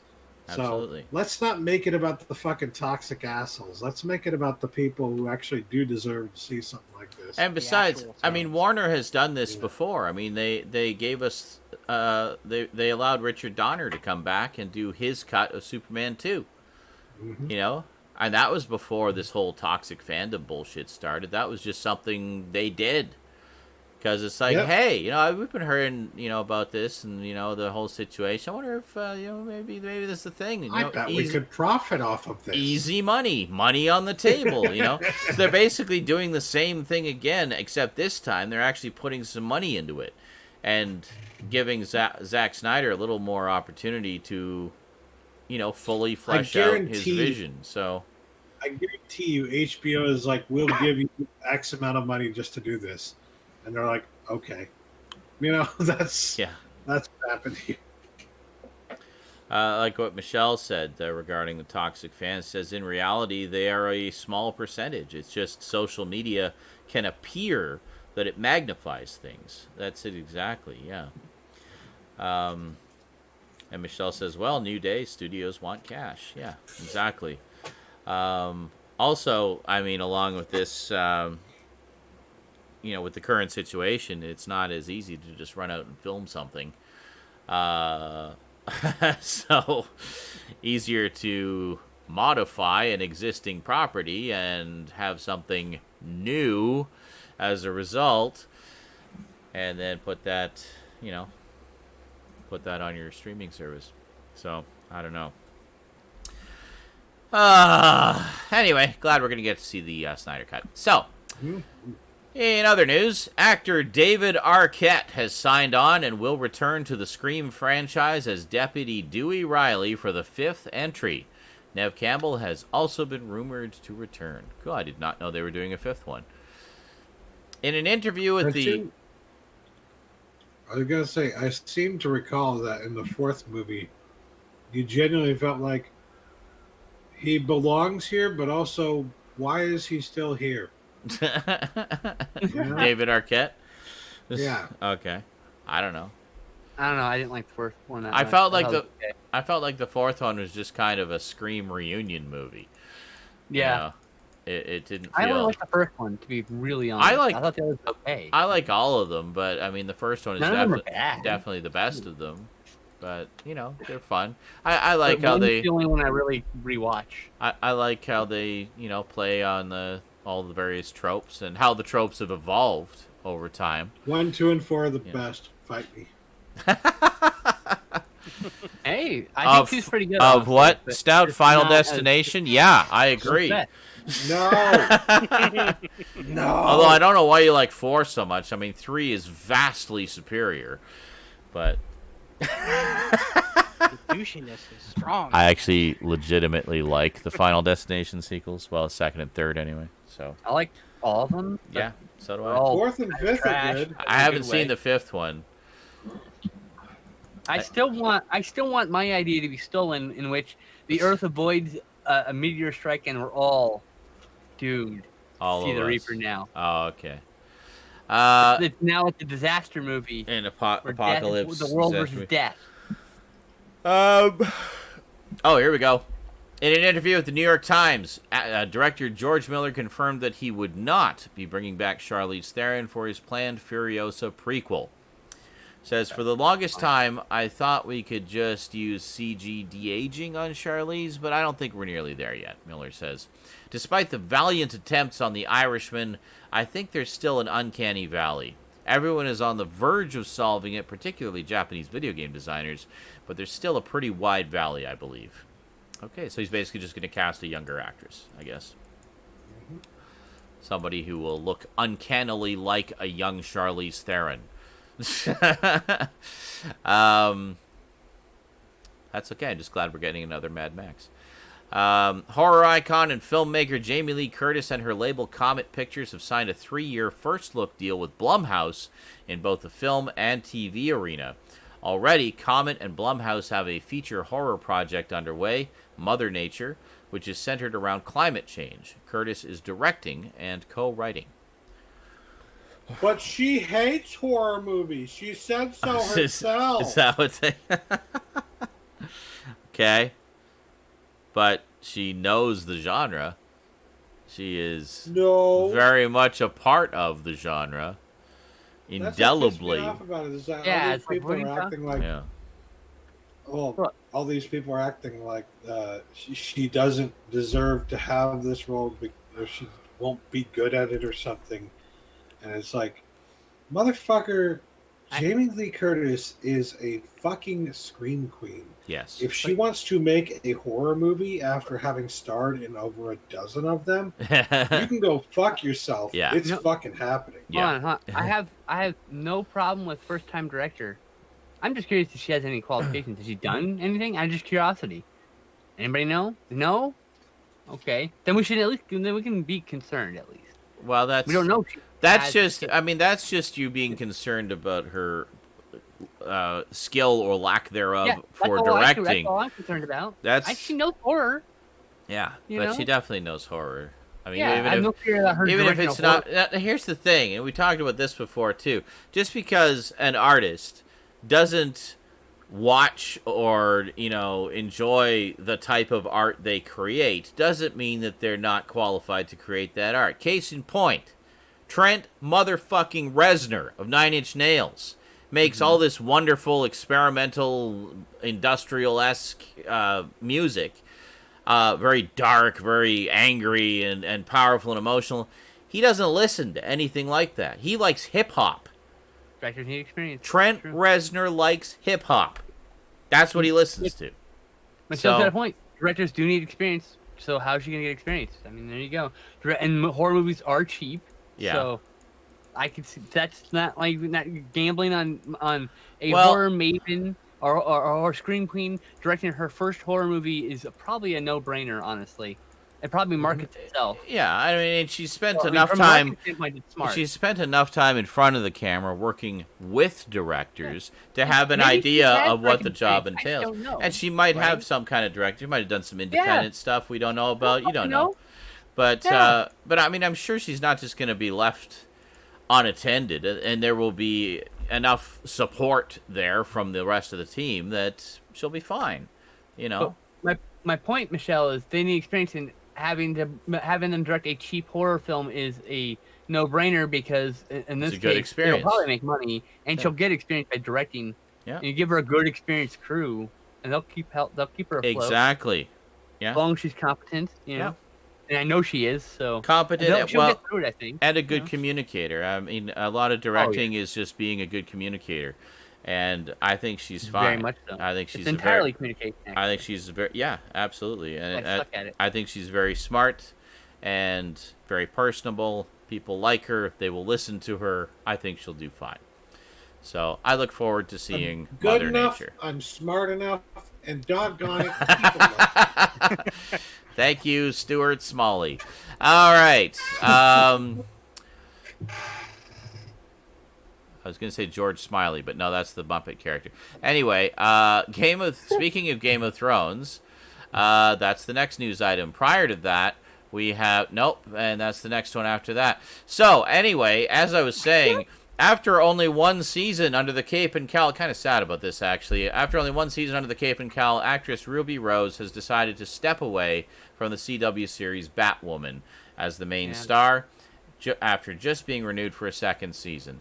According to multiple sources, Rose was unhappy with the long hours required of her as the series lead, which led to friction on the set. Oh, that's unfortunate. It was she had some sort of health issue too during production. Oh, really? That might have some influence on it. Maybe she can't do it. Maybe she's just not physically. I mean, right. A weekly television series is a huge demand of time and energy, and not everyone is up. Case in point, Star Trek Voyager. Kate Mulgrew was actually the second choice for Captain Janeway. There was another actress who was originally had the role and stepped away from it when they were in the middle of shooting the pilot because she didn't realize just how much work it was to be in television. It was just a little bit too much for her. So they brought in Kate Mulgrew. I love Ruby Rose too, by the way. They brought in Kate Mulgrew, who was a seasoned pro, and she stuck with it for 7 seasons. She's a seasoned pro. She's in a bunch of other stuff too, you know. Oh yeah, she's done a lot of television already. So. She's fucking red. So anyway, Rose is unhappy with the long hours required of her as the series lead, which led to friction on the set. It was thus decided by her and the network and studio, Warner Brothers Television, that they would part ways. The studio will push forward, however, with a new lead being cast. Oh, they're gonna go that route, eh? Okay. Well, I hope they get somebody good because I liked her. During the lockdown for the past 6 or 7 weeks, director Steven Soderbergh says he has written a sequel to his 1989 film Sex, Lies, and Videotape. Really? I love that movie. When the lockdown happened here in New York, Soderbergh says, in order to stay organized and sane, I decided I'm going to write. So within the first 6 or 7 weeks of the lockdown, I finished 3 screenplays.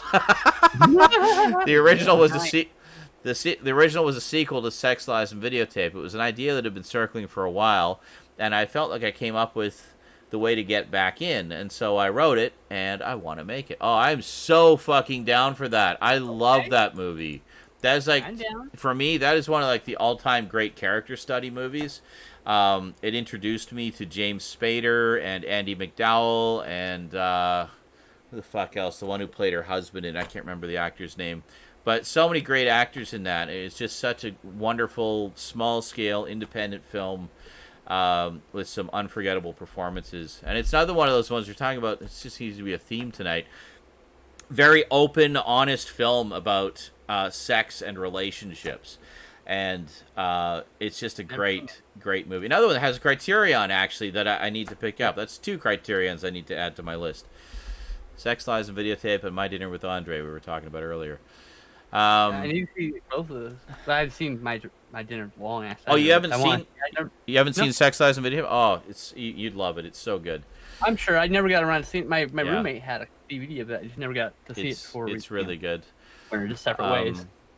Yeah, I think I rented it one day. Just like, I heard about this. It's supposed to be good. It's not really my usual genre, but I'll check it out. And I just got sucked right in. I was just blown away by it. It really, really impressed me. So it's a found footage film, right? No. It's it has James Spader is a kind of a quiet, very honest character who likes to videotape interviews with women, and he talks to them about sex. And that's it. There's nothing like perverted about it or anything. He just has conversations with them about sex. And you could do a found footage like sequel. Well, a lot of it is you see clips of the videos that he does of the interviews and stuff. But yeah, the thing that interested it really put James Spader on the map for me. I thought he was just so compelling as this character. How all the other characters in the movie are dishonest, either with themselves or with each other in some way. Yet there's something about him where he's just so upfront about everything. He's like, at one point Andie MacDowell comes in and asks him, like, what kind of things do you... Or was Andie MacDowell? No, it wasn't Andie MacDowell. It was one of her friends. One of her friends comes in and asks him, so what do you videotape? And he's like, well, they're interviews with women. And it's like, well, what do you talk about? And he says, the interviews are about sex. She's like, oh. So, like, do you do you like watch it and get off to it or something? He says, yes. Like, okay then. And she's like, fair enough. So do you want to interview me? Sure, if you want. But it's just so casual, and like, you know, it's amazing what a difference a character being honest like that, well, anybody being honest like that makes, because it just makes it completely defuses the awkwardness of it. It just kind of like it's very open and upfront, and I found that really interesting, because probably because I knew a lot of people that were very dishonest with me at the time, and it kind of resonated with me. It's like, wow, how refreshing it would be to know someone like that. Maybe not so much the getting off to interviews with women, but, you know, at least the honesty aspect of it. But, yeah. Anyway, good movie. Glad to hear there's a sequel, and from the same dude. Game of Thrones alumni Jason Momoa and Peter Dinklage are set to produce and star in a vampire action-adventure film titled The Good, the Bad, and the Undead. I think I'm sold. Yes. So the film will have yeah. Dinklage playing Van Helsing, last in a long line of vampire hunters. Fuck yes. Yes. He develops an uneasy partnership with a vampire, Momoa, who has taken a vow never to kill again. Together, together they run a scam from town to town where Van Helsing pretends to vanquish the vampire for money. Oh my god, it's like the Frighteners but with vampires. But when a massive bounty is put on the vampire's head, everything in this dangerous world full of monsters and magic is now after them. The intent is Midnight Run in a Bram Stoker world. Oh. I fucking love Weird West, and there's not enough of it. That so sounds like so much fun. I am all over that. Fuck yeah. Speaking of vampires, FX has renewed the series What We Do in the Shadows for a third season. Hold on. What was the name of that previous show? Which one? Who? The movie? The one that's coming, the best one? The Good, the Bad, and the Undead. The Good, Bad, and the Undead. Okay. Thank you. Yes. Memory. Speaking of vampires, FX has renewed the series What We Do in the Shadows for a third season. I still have to see the original movie and the previous two seasons. The movie is great. I need to see the series. Yeah. Which character actor Tim what? What? You're a writer, man, right? Oh, hold on. This is another news item. Which character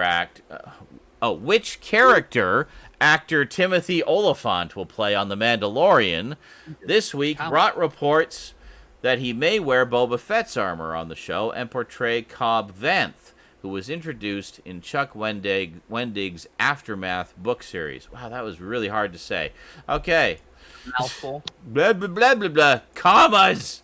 Anyway, MGM has picked up David Robert Mitchell's Heroes and Villains, a genre-blending and genre-bending project that he has written and will direct. Details are being kept hidden in a secret headquarters, but it is described as a new take on superheroes.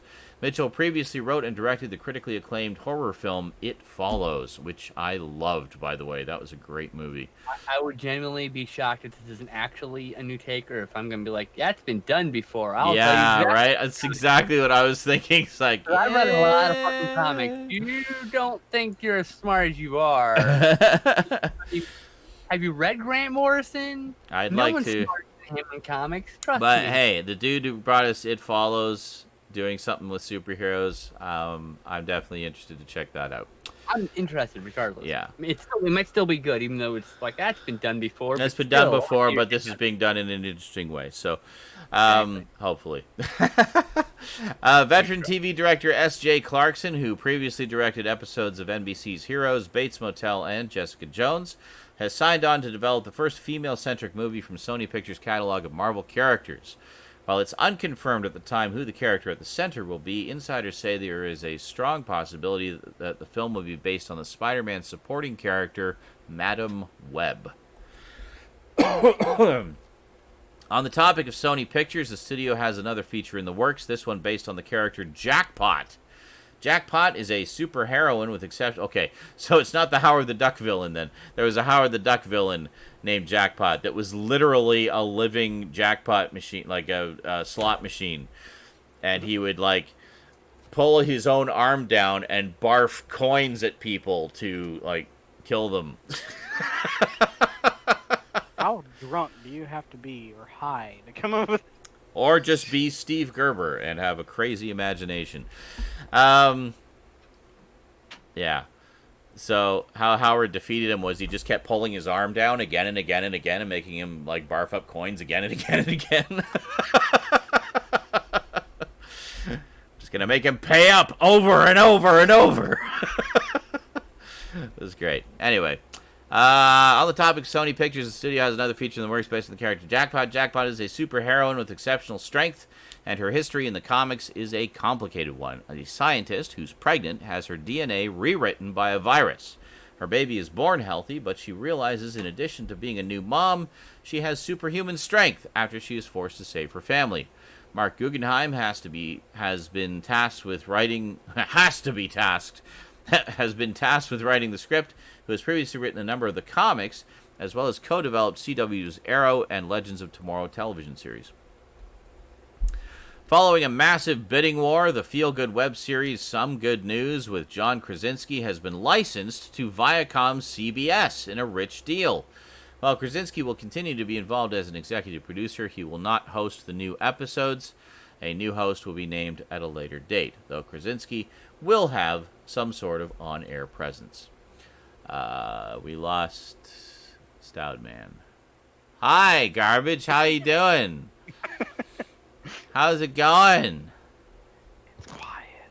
It is. Well, we'll say, I think we'll move the memoriams to the end like we did last week. And, Yeah.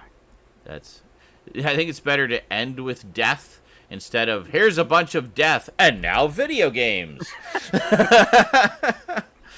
So, all right, question, Mr. Eric. Is there any legitimacy to the rumors that the PS5 will be backwards compatible with PS1 through PS4 games? I ask, because if not, I'm just going to buy a PS4 Pro. This was Raptor asking, by the way. But I think the rest of us would like to know that question, too, if we even have an answer yet. They did confirm that it will play PS4 games. They've tested about 100 games so far. Oh, good. That's a good So news. it will play PS4 games. We don't know in which fashion, if it's going to be original disc, or they're going to have to do just like a download or like something. a PS Now type thing. Yeah, we don't know. And then before that, there's no information. Literally none. For the 1 through 3. Like, we know so little about the PS5, it's borderline hilarious. Alrighty then. They're pretty tight-knit. Like, when are you going to tell us something more? Never. Like I said, but the console's coming out in like a few months, right? Yeah. But so what can you tell us about the console that will make us want to buy it? Fuck off. There you go. But yeah, they're staying pretty tight-lipped about it. All we have literally is a few game announcements. The controller got announced, and hold on. I'll be right back. Yeah, the controller got announced, and we got the Unreal Engine 5 demo. It said that it was running on a PlayStation 5. That's it. Okay, well, that's good to know. Series X, on the other hand, from Microsoft, we got a whole list of games that were coming out. We know what the console looks like, what's running in it, and there's actually several videos from several high-profile tech YouTube channels that have traveled to Microsoft's headquarters, got a hands-on with the system, and got to take it apart. Nice. So, yeah, we know a lot more about the Series X than we know about the PS5. Come on, Sony, give us some news.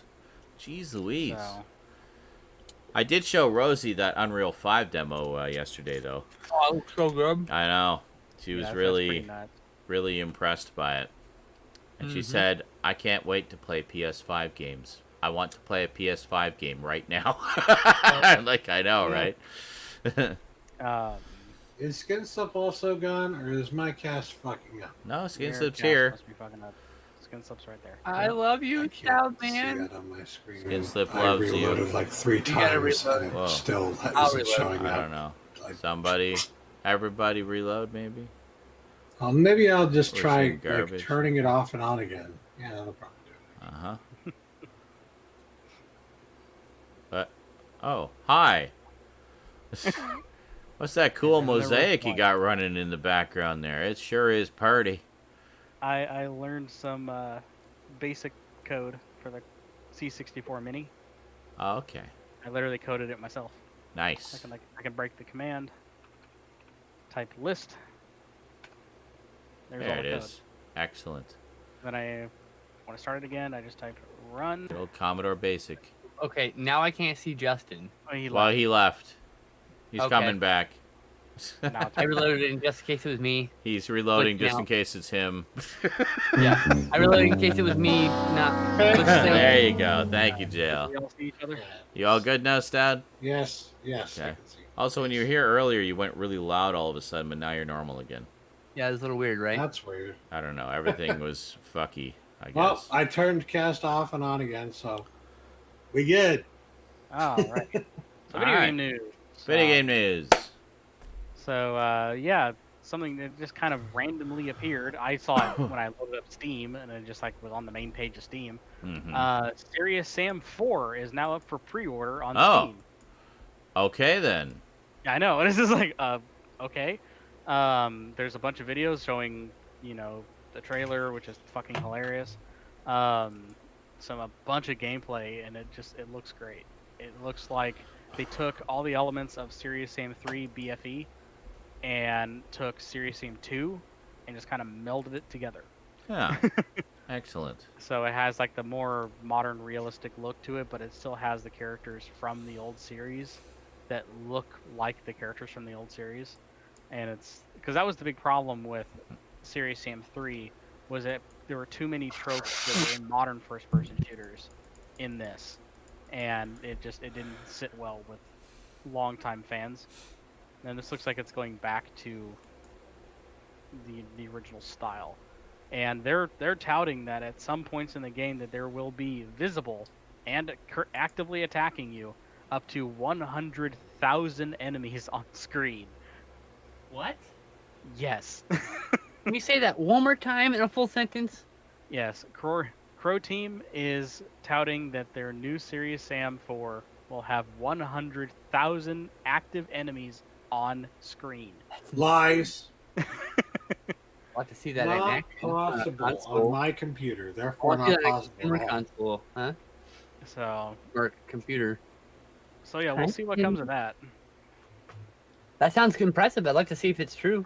Oh Did you see yeah, that? I would. Was that from the developer talk that they? That's from Core Team, and that's actually on their Is that Steam page. the one I tagged you in video games? No, I don't think it's in that. I posted video game links and I tagged you that their YouTube or the Devolver Digital posted a video about it. About Serious Sam 4. I tagged you on it. Yeah, I don't think that was mentioned. I know it was in an article, then it was posted again by them on the Steam page. I did mention you in Discord in the video game links chat and posted the developer 4 minutes after I went live. That's what I'm saying is I saw that, and then what I'm saying specifically wasn't mentioned in that developer okay. thing. Okay, I get it. Sorry. I thought you said you didn't see the fucking video at all, and I was like, no. I saw the video. What? I don't believe it was tagged you. I tried to let you know. Anyway, so yeah, I mean, I've been a longtime fan of Serious Sam since it first came out. That's why I tagged you.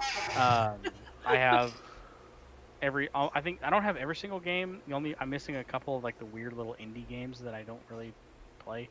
Those weird top down, they probably made it in 20 minutes games. But I have all the main series games. I have the HD remasters. I even have all 3 of the VR versions. Nice. Which is really, really fucking terrifying in VR. Oh, I'm sure. Anyway, this is a bit of old news, but I kind of wanted to mention it. Jane Silent Bob's Mall Brawl got released back on the 7th to positive reviews across the board. Looks fun. I can't hear. Is Sean just not talking? Or? I'm listening. Okay, I'm just not used to you not saying anything. Sorry, I was looking at something. I got distracted, but I'm listening. But yeah, it got released, and it plays a lot like Backstreet Brawlers. It plays what's the other one? the popular fighting game on the NES. River City Ransom. Thank you. Okay. God, That game's cool. it actually holds a lot of similarities to River City Ransom. So yeah, I'm glad that it's doing well. Usually these retro releases, especially from big name people, don't usually do all that well. Yeah. So I'm just glad to see that. I'm glad to see that we actually have, especially when they go this far back into retro. Just give me a fun game. That's all I'm asking. So. It can have a good story, but just make the game fun. Or why am I playing? Yeah. You know? Like, I don't know.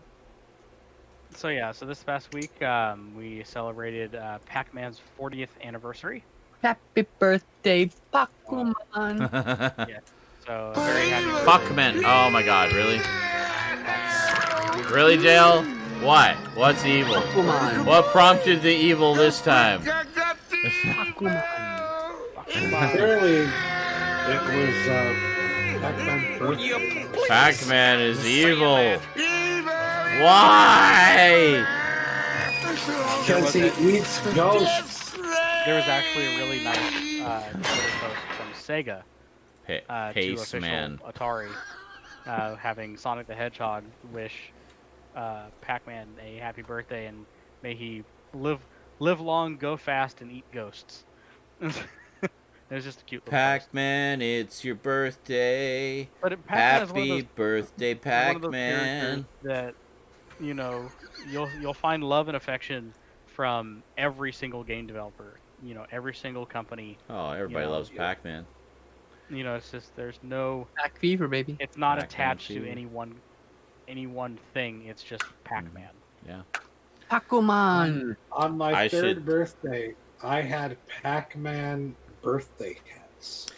It was actually a double anniversary. It was the 40th anniversary of Pac-Man today, and also the 40th anniversary of the theatrical release of The Shining. Oh, yeah, that's right. Which is funny because we've been talking about The Shining a lot lately. The Shining. The Shining. The Shining. Want to get So- sued, boy? Double anniversary, so you can scare yourself silly with The Shining and then unwind with some Pac-Man. There you go. That's actually a pretty fun way to do a night, honestly. That is. That's a good night. It's a good evening. I actually discovered Absolutely. I took the computer out of my Street Fighter 2 arcade 1-up cabinet and put my PS3 in there, and I loaded up Pac-Man Championship Edition DX. Oh, I love that game. And you can That's so good. I have that on PS3 and I have the PS4 version as well. I have an arcade joystick, Oh. and it plays so well. Oh, it's so much fun. It's like Pac-Man on acid, and it's just like and on speed, acid I also and like speed. Actually, the Pac-Man other day, 56 is good too because it's like infinite Pac-Man. Good Yeah. shit. I discovered at complete random, just on a whim. I was just thinking about it, and you can still, if you Sorry, Iceman just said that's the connection. The hedge maze is the Pac-Man maze. Oh yeah. Totally, yeah. there you go. And then you see Charlie and all the connections. Anyway. That's right. Yeah, the other day I was just randomly thinking about this, so I decided to Google it, and yeah, through a bit of a backwards way of doing it, you could still, because I think we mentioned this a couple SNIs ago. We were talking about the game Pain Yes, I on think so. PSN. You could still buy it Really? on the PSN. You Oh, the just one can't buy it on. That's the on the ragdoll console. one, right? Where you Yeah. like just throw a character around and yeah. Yeah, because you were mentioning how you never either you didn't have it or you had it or. I didn't have it, but I saw some trailers for it. I think I might have mentioned the Elvira version because I had a Yeah. trailer for the Elvira version, and I actually got Cassandra Peterson to do the voice for it and do like There's a a bunch of Elvira I can version. confirm that ouches still, and right now. yipes and yelps and stuff. as Wait, she there's talks. an Elvira version? I'm so confused. An Elvira There's version no- of Pain, yes, where you throw Elvira around through There's various character things. packs you can download. Yeah. And one of the Oh, characters I you can download is Elvira. Yeah. You can also Elvira. download Daxter from Jack and Daxter. Yeah. I Oh, have that would that be one. funny. That would be funny. And the one that Yeah. everyone downloaded but hated it, probably they did it just to be able to fling the character around. And it was Andy Dick. Oh, really? You download Andy Dick and just like fling him around. But yeah, if you go through the website, you can actually go to PSN And oh yeah. if you Google Pain download, it'll take you to the PlayStation Store, or like the little like link on the PlayStation Store, and you click it, and it'll take you directly to there, and you can actually still purchase it and download it. Oh. Pain is coming. So I'm like, as soon as I figured that out, I'm like, shit, I have the money. I now. understood so that reference. So I'm like, all too okay, well. I'm gonna get the base game. I'm gonna get all of them. I literally downloaded everything I ever wanted from that game. Yeah. So it was just a fun, stupid little time waster. I mean, it where was an you early could, launch title yeah. for PS3. You just take this one of ragdoll character and throw them around and hurt them. I mean, yeah, I did mess around with Elvira, and yeah, there is a pose you can do where she just wiggles her tits and it makes like a noise Oh my God. the whole time. Perfect. Excellent. So it's just like That's so ridiculous. God. And of course she does like her pose that she does when she's laying down on the bed. Oh yeah, on She'll the say couch. things and Yeah. Like her iconic. But it's like her iconic one is like this lounging really, really on the cool. chair. And then she Yeah. like smacks into the side of a building, and you're like, oh god. Yeah. So yeah, that was a little added. I actually didn't have that written down. I just thought of it. Nice. So yeah, Pain. If you go through the website, you can still get it, and I highly recommend it if you still have a PS3. That's the case with a lot of the PlayStation Store stuff, especially for PS3. Because when I was trying to find all my old stuff, well, first off, it was faster to go through the download list on the website than it was to go through the PlayStation Store. But also, I found just searching for stuff, I found more listed on the website than is listed on the like the console version of the store. Like substantially more. Like I went to the PS1 and PS2 section, and they had way more listed there than what you see in the actual store listings through the console. So yeah, so if you're looking to fill in those gaps in your digital collections, do it now for PS3, because who knows how much longer that stuff's going to be up. I grabbed a few things at the time, but yeah. And apparently Pain is one of them. Speaking of games on digital stores, Civilization 6 is now free on the Epic Store. That's right. Yes. So yeah, I know Stout is a big Civ fan. Yep, I already got it.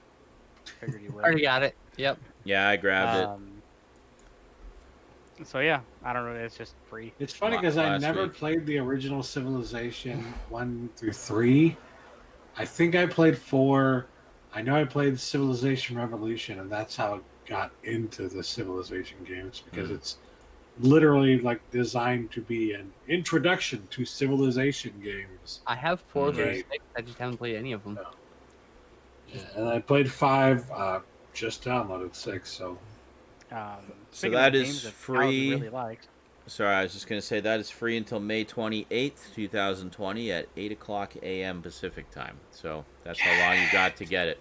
And then whatever the new game is unlocks at that time. So I have free games every week on the Epic Store. So yeah, the next bit, speaking of games that Stout likes, releasing on PC May 27th for free is Phantasy Star Online 2. Oh, neat. Free to play Stout for months on end.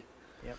3 days. We have 3 days. That's why Stout's trying to get his streaming stuff sorted out, because Phantasy Star Online 2 is coming out. You can be #1 streamer in a stream. Now we understand, yeah. Conveniently timed, okay? A likely story. It just so happens that I'm having less work to do, and I'm putting effort into getting my stream ready to go. Stoudman just a week before this happened. Coincidence. Yeah, sure. Just a coinky dink. Anyway. Totally. So yeah, Phantasy Star Online 2 is coming out May 27th for the first time in an official capacity. Like I said, this game has been out for quite a while in Japan. Okay. Probably got translated here. Yeah, I mean, like I remember hearing about the custom U.S. servers that were like hosted privately for Phantasy Star Online 2, like almost half a decade ago. Wow. You know, it's just like this game's old. It's not new. They have updated it. Oh yeah, it's years. been updated out the ass. It's still the same game. But it's still PSO2. Anyway, another free game got released this last week on Steam, actually. Ah. And it is a HD remaster remake of Chex Quest. Oh right. Wait, that got released for free? Yes, it did. Well, shit, I'm gonna grab that. Yeah, Where? it's free. It's on Steam. I didn't know that was gonna be free. I was very nonplussed about that happening, and then if it's free though, that's a whole other story. I like free. I mean, like I thought it looked fun. I have a bit of a history with it. I remember getting it in a box of Chex cereal. Yeah. And thinking it was just the coolest It is thing. free. That I was getting Look at that. Getting a Doom clone. Being a kid and just like, I got a free video game. Yeah, I know. Cereal. It's crazy. You know, and it's not total hot garbage. It's just mediocre. But it's like, hell, it was fucking free. Wow, it's 2.31 gigs for yeah, because it's a full Chex 3D Quest. first-person shooter remake. Wow. Yeah. That's crazy. And it actually does. I mean, like it looks cheap, but it does look fun. It looks. I wouldn't pay the stupid. whole $5 for it, so free is even better, you know. Yeah, it looks stupid and it looks fun. I feel bad for the people who pay the $100 for the collector's edition. You fools! Which You're that a fool. isn't even this version. Oh, That really? is- Oh. Yeah, that's the that big collector's edition that Limited Run Games is selling is a modern, like what they're selling on GOG. Yeah. Oh, like a it's modernized the- classic version. It's a modernized, classic version. Okay, Okay. that's cool. So it's not the remake. So that's interesting. You have to pay through the nose for the modernized classic version, but the updated HDified version is free. Yeah, because One pay for the other. there are people, purists, I guess, Yeah. that would not prefer to play this game in like a weird 3D version when it was a sprite-based Doom clone. Yeah, it was just the scaling and rotation of sprites to Yeah, create the it's- illusion of 3D. Right. So. That was the brilliance, the cleverness of Doom. Yep. There's a whole. I think it's. I'm not sure if it's Digital Foundry or if it's one of those that did it that explained that Doom is not 3D. No. Yeah, well, yeah, I know. Like, I've always known that, but I can see how a lot of people wouldn't know that. Yeah. It's sprites. So, Just like a regular 2D video game, it's sprites. That's why everything. It's hits. Man. well, yeah, and it's all janky and jaggy and weird, but yeah, it's all just 2D sprites that are scaled and rotated like a regular 2D sprite was, but then they're mapped out, so it's like sprites attached to sprites attached to sprites to create the illusion of 3D. to people that are, several people that are younger than me that have played the original Doom a lot, and they will argue with me saying that it is 3D, and they will show me videos of like GZ Doom or modern ports of Doom. No. I go, yeah, those are 3D because they were made 3D. These are Yeah. modern ports. Yeah. The original MS-DOS version of Doom Is was not. not 3D. No, it was the illusion of 3D. Yeah. The first true 3D game I played was, other than some non-texture-based polygon games earlier in the 90s, but the first true 3D game, which was, very much the predecessor of what we have now, that I played was Quake, because it was polygon-based environments with texture maps. It looks amazing now. Now it looks muddy. No, it looks like, well, it's because the textures are such low resolution, but that's true 3D is when you have real-time rendered 3D models with textures. And you had that's true 3D. acceleration-based movement and like Acceleration-based all- movement. For me, there were three Yeah. games Yeah. that I played that were, from my experience, the first 3D games I ever played. Mm-hmm. Because I'll mention all three because I played them all at the same time. Mm-hmm. And it was Terminal Velocity. Mm. It was Descent, Oh, yeah. and it was Monster Truck Madness. Oh, okay, yeah. But yeah, I just remember playing. Mine was probably Super Mario 64. Now, double-check Descent, because I think Descent is actually also just fancy sprites and not true 3D. No, I do believe it.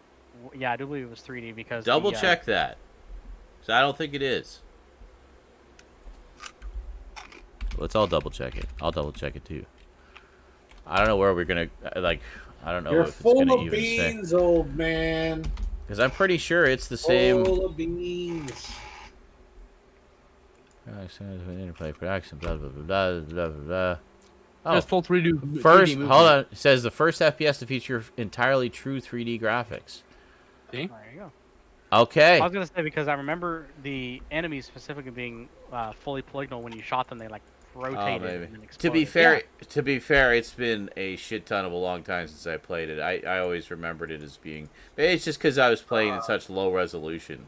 And that too. Yeah. Also, it was kind of revolutionary for its. It was one of the first few games to have full 360 degrees of motion. Yes, that was Yes. the big deal. I remember when it came out because you could go up and down as well as forward and back. Also, I was, made it- I was if kind you of weren't annoying used when, like, to I playing think I'm upside down in this room, technically. what we. I what we got called turned today around finger so twister. many which ways in All that. the Yeah. beans are shipped I to go to played the that shit on a keyboard. I did not have a joystick, Yeah. and I played finger twister Yeah. to play that game. I liked. And I I like. got pretty good at it, actually. Yeah, no, I really enjoyed Descent and Descent 2. I liked Descent 2 in particular because you had that little bot that would accompany you, and it would Oh, find yeah. like it would find like health and stuff. The problem was how it would get your attention is it would shoot at you.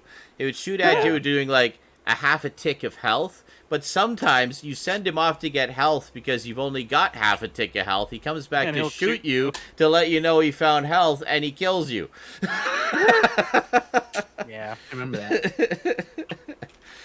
It's like, I remember I noticed that after a while. I was like, wait, that's taking my health down when he's like poking me to get my attention. Little jerk. So yeah. So last but not least, the last bit of news, we actually finally got a launch trailer for the remastered The Wonderful 101. The Wonderful 101. I saw some people playing that this week, actually. I don't know that one. Got early streamer copies. It was or a whatever. launch title for the Wii U. I think we've talked about this before.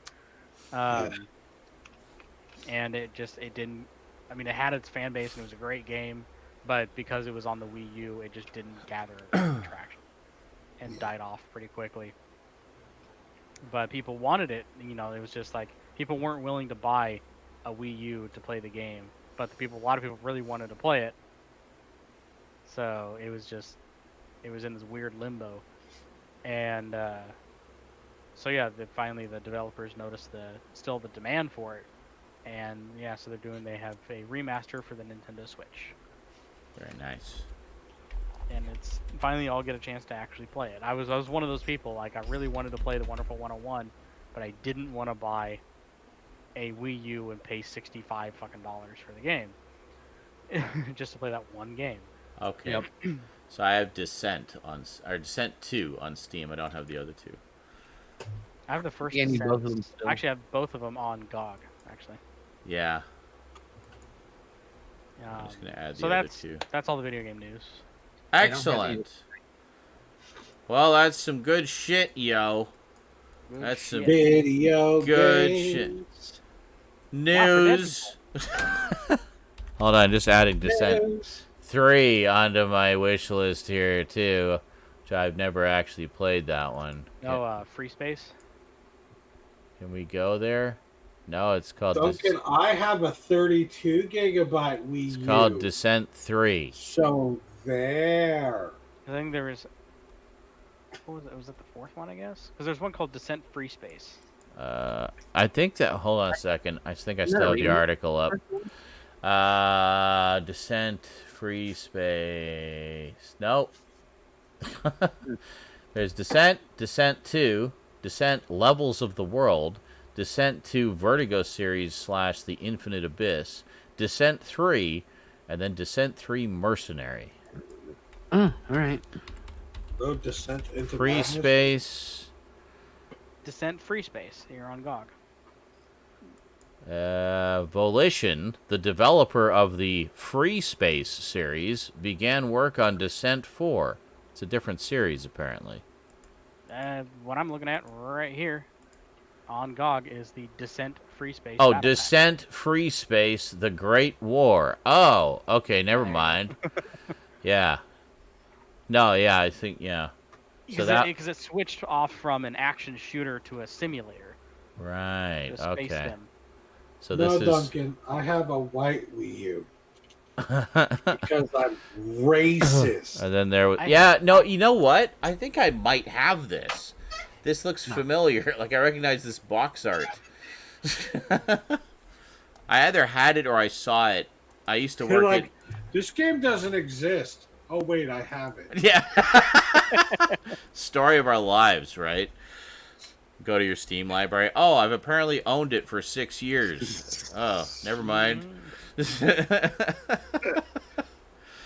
Anyway, let's close that. All right, so let's finish up the news here with all of the death this week. All the sad and depressing. Yay. In memoriam, Gino Silva, Mexican-American theater and film actor with a 33-year career. Oh my God, 33-year career.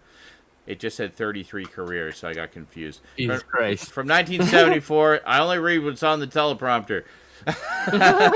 From 1974 to 2007. Best known for roles in Spielberg's 1941, 1981 Zoot Suit, Mulholland Drive, and Sosa's prized hitman, The Skull, in Brian De Palma's gangster epic Scarface. Lost Ken Osmond. Oh, I heard about this one. This is just the other day. American actor and police officer with a starting in 1952 and ending in 2016. Osmond played the role of Eddie Haskell on the 1950s and 60s television comedy Leave It to Beaver and reprised it on the 1980s revival series The New Leave It to Beaver. I remember that. Typecast by the role, he found it hard to get other acting work and became a Los Angeles police officer from 1970 until 1988, then afterwards resumed his acting career. Interesting. That is interesting. Larry Kasanka, professional wrestling reporter and writer for the past 16 years for the website 411 Mania, becoming one of the most respected journalists in the wrestling community. Yes, very much so. Ken Nightingale, British sound engineer with a career spanning 35 years from 1963 to 1998, popularly known as Pink Shorts Boom Guy, after an image surfaced in 2015 of him working as a boom operator on the original Star Wars in 1977, which won an Oscar for Best Sound. He also worked on a number of James Bond films, For Your Eyes Only, Octopussy, A View to a Kill, and The Living Daylights. Yeah, actually, because of that picture, a lot of people cosplay as Pink Shorts Guy. Yep. Yeah. I got my photo taken somewhere with Pink Shorts Guy at Did Comic-Con. That's great. I laughed so fucking hard. Oh my God. Yeah. Yeah, and it's just Nobody was getting it. I was like, you now can't unhear this sound being recorded by a guy with no shirt and pink shorts. Yep. This man recorded your childhood. Charles Lippincott, veteran film publicist who worked on campaigns for a number of groundbreaking films.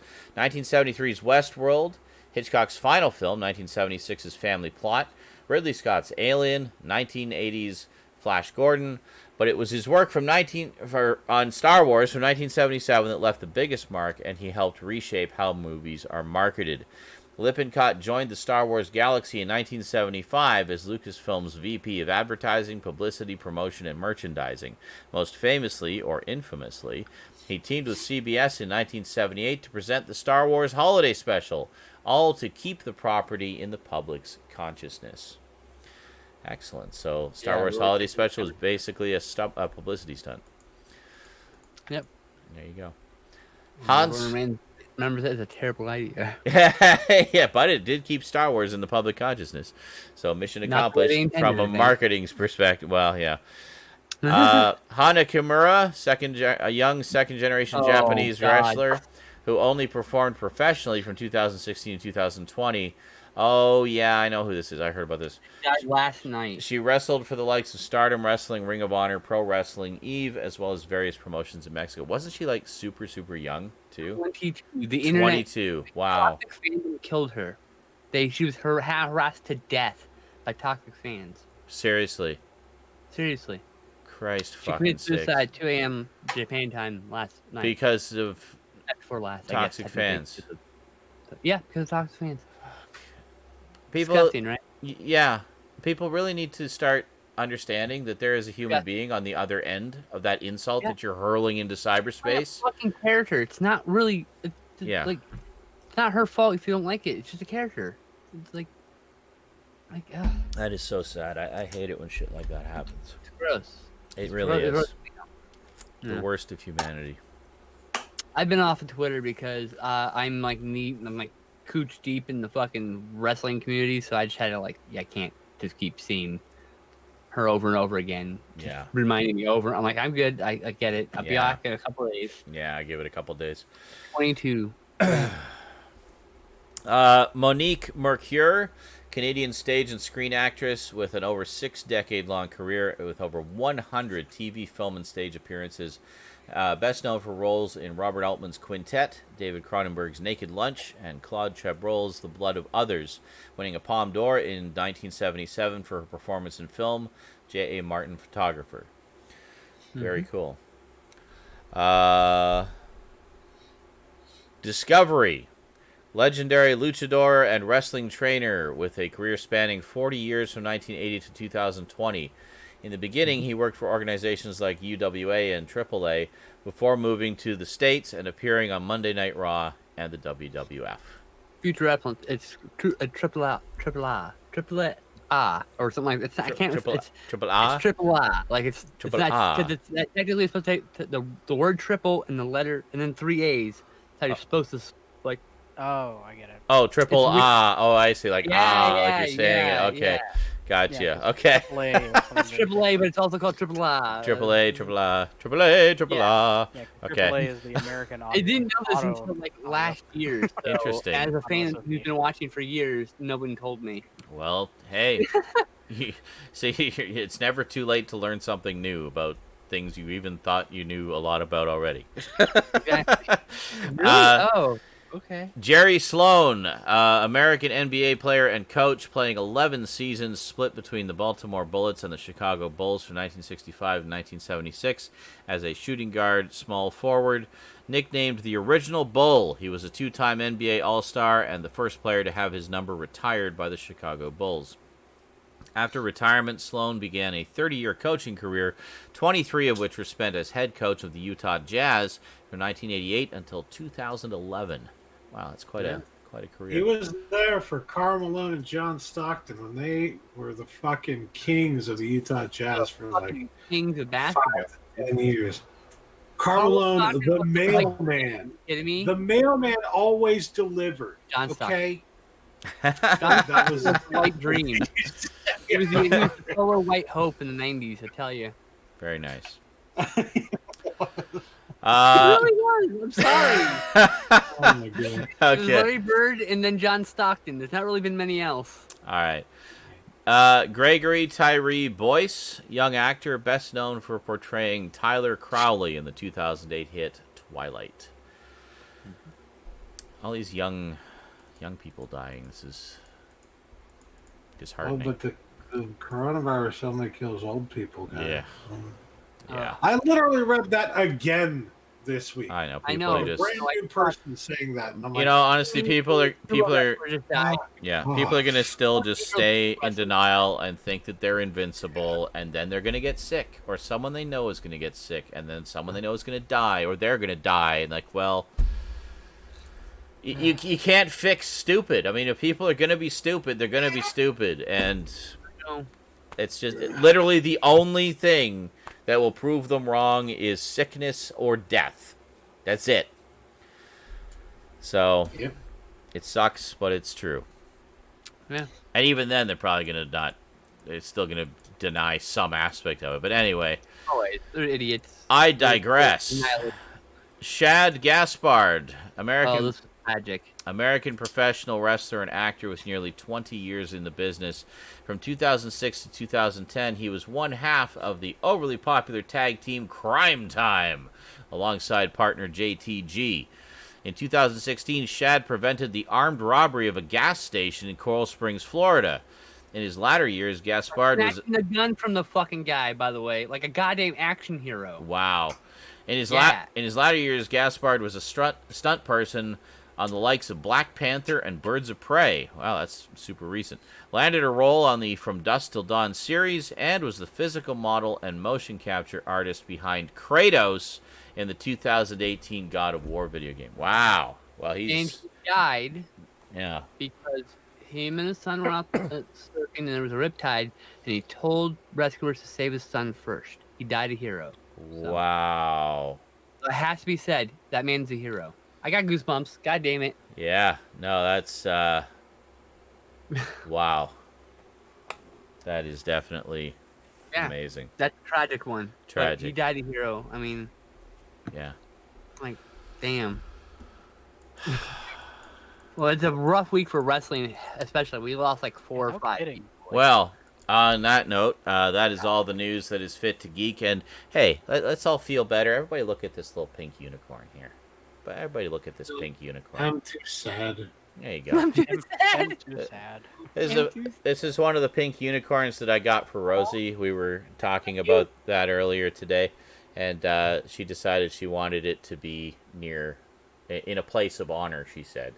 So she put it right over here beside my desk. So you can keep an eye on me and keep me company. That's so sweet. Yeah. Rosie does things like that for me. She also I have a little fishy, a little stuffed fish that she gave me when she was like 4. And it lays on the pillow next to me when I sleep at night. Aww. And it's been there for years. It's always on that pillow next to me. And then when she was she was cleaning her room today, and she found another fishy, which is kind of has the same coloring as Marlin from it's from Saving Private Ryan. No, from Finding Nemo. Yes, Saving Private Nemo. Yeah. And so she brought it in and showed it to me and said, "Look." I'm like, "Oh, another little fishy," and she was like, "Yeah." And then she just kind of motioned. It's like, "Oh, you want to put it over there? Okay." So now the other little fishy has a friend. So they're gonna sleep there together on the pillow next to me. So yeah, adorable. I'm not a plushie person normally, but when it's my little girl brings me a plushie to keep me company. Or to you keep walk me in safe, with a lady and they're like, then what's like, I've got bonus I have a points story now. to tell you. Bonus points. 1 second. So, it could be a big ass kiss. Hold on. So that's why Fucking heart melter big right burly there. Z-Man has stuffies everywhere. Nothing wrong with stuffies, by the way. You could add stuffies. Oh, absolutely. I actually do have quite a few stuffies, like a lot from when I was a kid that I still have. They're packed away. But all of mine were thrown away. Wake I me don't up have and annoy me. Oh. Major Patogo, put that Furby in a freezer. Put it in the freezer. I have a Furby that likes to wake up and annoy me. Brush me. Brush me. Oh my god. Oh my god. I have seen those things become demon spawn. I do not like Furbies. Brushy. Tattletale was like such a perfect send-up / horror like version of that. I want a sequel. I want more. Of Tattletale? Yes. Tattletale was great. They did do that free DLC one. It was the Kaleidoscope. Yeah, it was a sequel. Did you do it? I did. Oh, good. I must have missed it then. Oh, yeah. I saw the original gameplay. I was like, this is cute. Oh, it was great. I thought it was really good. It was short, it was sweet, and it was scary as hell. It was so scary, but it was great. It was great. But yeah, they did a sequel called the Kaleidoscope. They put it out for Christmas that year or the following year, and just gave it away free to anybody who had the game. So it was like it was like another hour roughly, or 45 minutes. So yeah, it's good stuff. Very short, but very memorable. Like a lot of indie games that I play, just kind of, I play them and forget them the next week. But that one really like stuck with me. Like I never forgot it, and it was very well done. You know. Mm-hmm. And yeah, I look forward to whatever else they come up with, if anything. Yes, please, more Tattletale. More Tattletale. That's good stuff. More. Brushy. My Furby sometimes listens to me debate how I should reply to an idiot on Reddit. Oh, yeah? Does it comment? Does it offer suggestions? Don't give it ideas.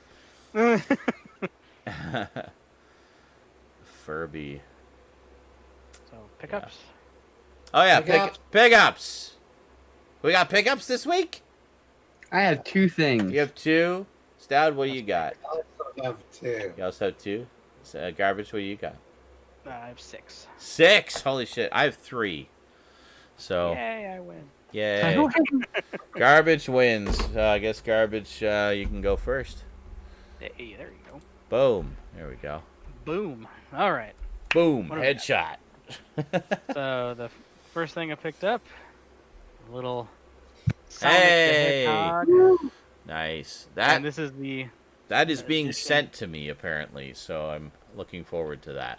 It is the edition that comes with the comic book. Mine is Sonic also going to and come Donut with the Lord. comic, apparently, so that's I awesome. ordered a copy. I don't know which one I'm getting. This is a neat little comic because it has. On paper, so I don't care. They're using the original sprite art. Oh, really? Nice. Oh, that's crazy. So, Neat. and it pretty much, I'm not going to show too much because it obviously just explains the movie. Oh, okay. Um, Gotcha. Of course it does. Of course. It's the I still have the title again. It's a reference in the movie, but not an important one. It's the Adventures of Sonic and Donut Lord. Okay. So I've heard that movie Yeah. was quite good. I had a fun. lot of fun with this movie. I look forward to it, yeah. And there actually is a Sonic Adventure Easter egg in the movie. Oh, nice. And it's one of those ones you just gotta see it, see Okay. where it is, because it's very hard to see. Mm-hmm.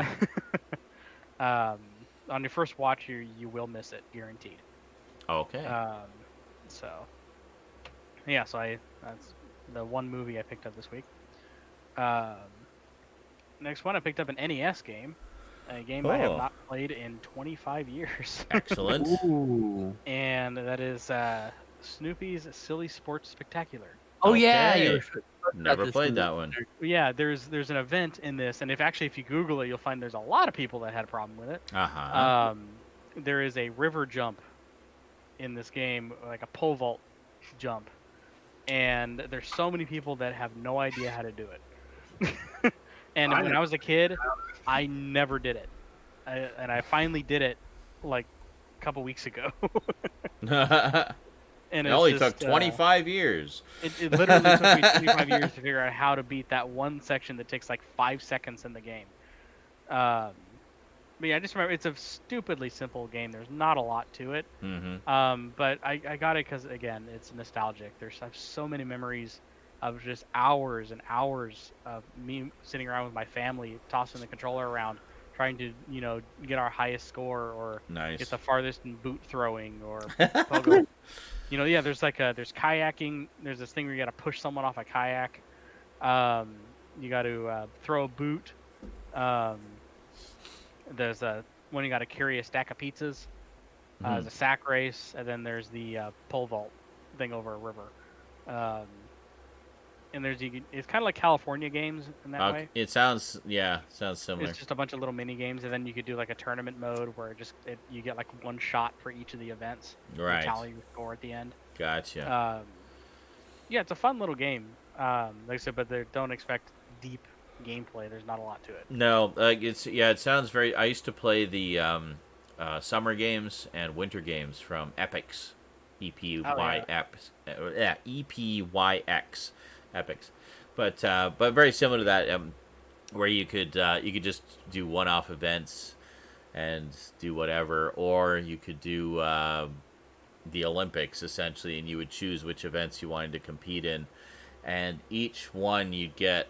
Like, it would be best of 3 attempts would be the one that you'd register at. Yeah, there it is. Yes. Oh, that's honestly, that's the one. 64 Mini. Yeah, that's the one I has played the most. Was Winter Games. I loved Winter Games.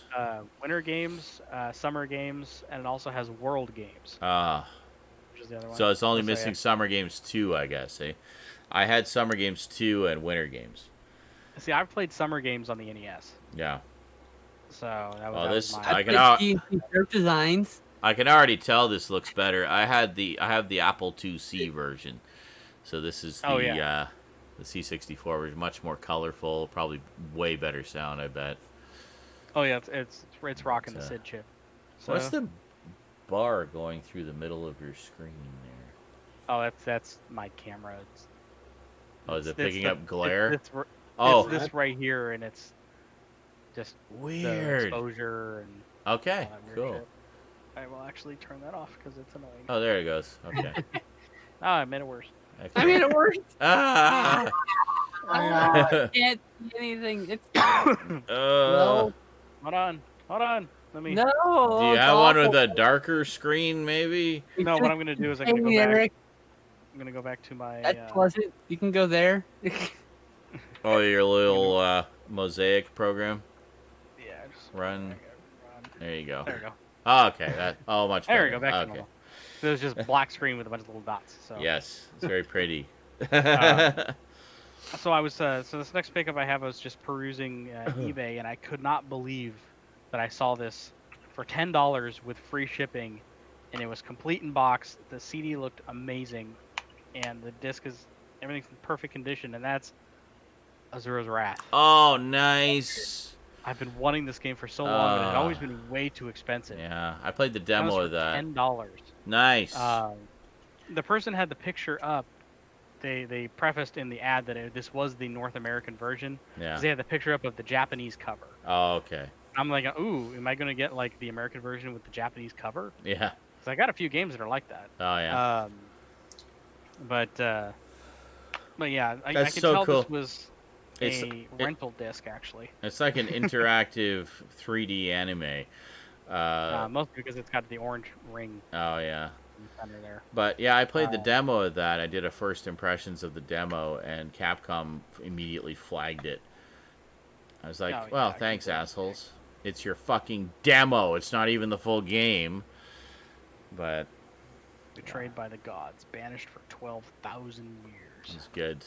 It played. The weird thing about the demo is it picked like 2 random chapters out. It was like chapter 2 and chapter 11 or something like that. They probably picked just 2 like big epic scenes. Yeah, they both had like sort of boss fights in them. I need to go in, like I said, I need to get this all set up, and I need to go onto the PlayStation Store and get the DLC. Yeah. That adds a special fight at the end against Ryu from Street Fighter. Oh, okay. And also it adds a fight against Akuma. Interesting. So it adds this whole, pretty much it merges Azura's Wrath into the Street Fighter universe. Interesting. So, because they actually do share the same art style as Super Street Fighter 4. Yeah. I remember enjoying the demo quite a bit, like, and I wanted to. I was like, oh, this is kind of like Fist of the North Star, but then it gets that, way crazier. Well, it's that sort of thing where it's just like he gradually becomes more and more powerful, and he's all about fighting with his bare hands and stuff. And he has a rage power, and yeah, I mean, there's a boss fight in here. It's like the most famously known boss fight in this game. Yeah, and it's one of the gods that he's fighting. Yeah, where he literally gets so big that he literally attacks you with his index finger. Oh, okay. he goes prepare to die, and it's just like he's standing there, and like there's the silhouette of him, and like the earth is right here. Yeah. And it's just like his head and his shoulders. He's like that big, and he just goes die, and he goes like this. and like fire starts to appear, and it goes down, and like hit the tip end of his finger travels like across the entire land. Yeah. And he's just like holding it up. I remember seeing that actually, being advertised, I think in the E3 demo. Okay. It did win Best of E3 from 2011. Nice. For Best Action Game.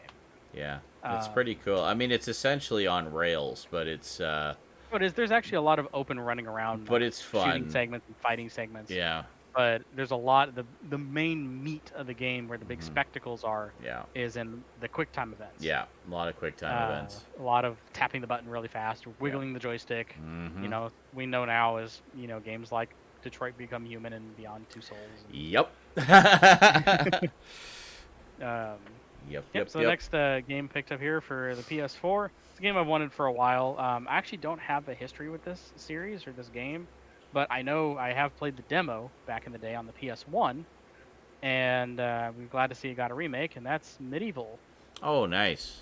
I have the old one on. I know PS3. this is a very, very beloved franchise Yeah. for PlayStation. So beloved actually that in their Smash Brothers clone, the Battle Royale, he's playable. Oh, okay. So he's known as one of the official mascots or the official characters in the history of PlayStation. Nice. Along with Jak and Daxter and Crash Bandicoot and Spyro the Dragon. Ratchet and Clank. All that. Medieval and Ratchet and Clank. Medieval is on there as one of those iconic characters. Nice. This one actually, like I said, it has the same style as the remakes of Crash Bandicoot. Okay. And Spyro the Dragon, but it's not done by Deep. Who did it? I almost said Deep Silver. Who did those remakes?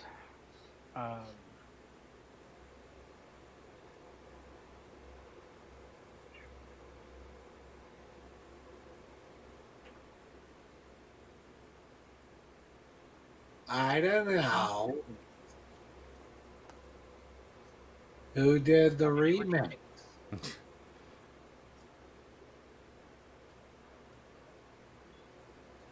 Anyone can chime in if they know.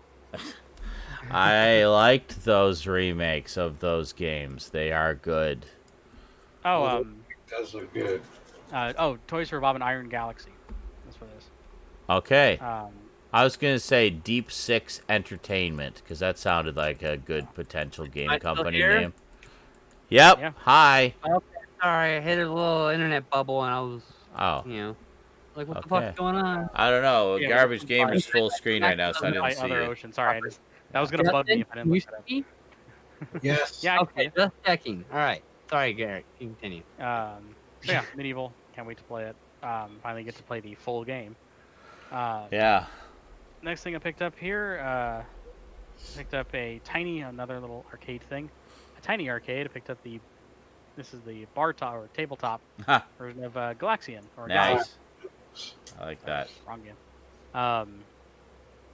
game. It plays the original version. Nice little. When it goes with my other little arcades.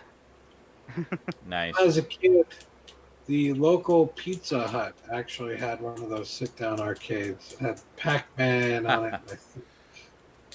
I think Defender was the other one. This one's it's by Tiny Arcade. Found it on Amazon by World's Smallest. I played a few of those. I always liked those tabletop ones. I like the idea of them. How you could sit and have your drink and your nachos or whatever and play a game right there through the tabletop. See, thanks to Stuart Ashens, I cannot look at the back of a box to see the ages that these things are not for. Mm-hmm. I'll always see that as the not to 3 sad onion. Sad onion.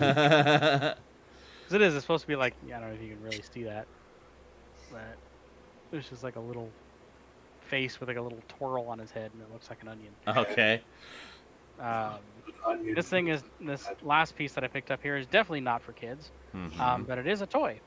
It's a McFarlane toy. Dildo. No.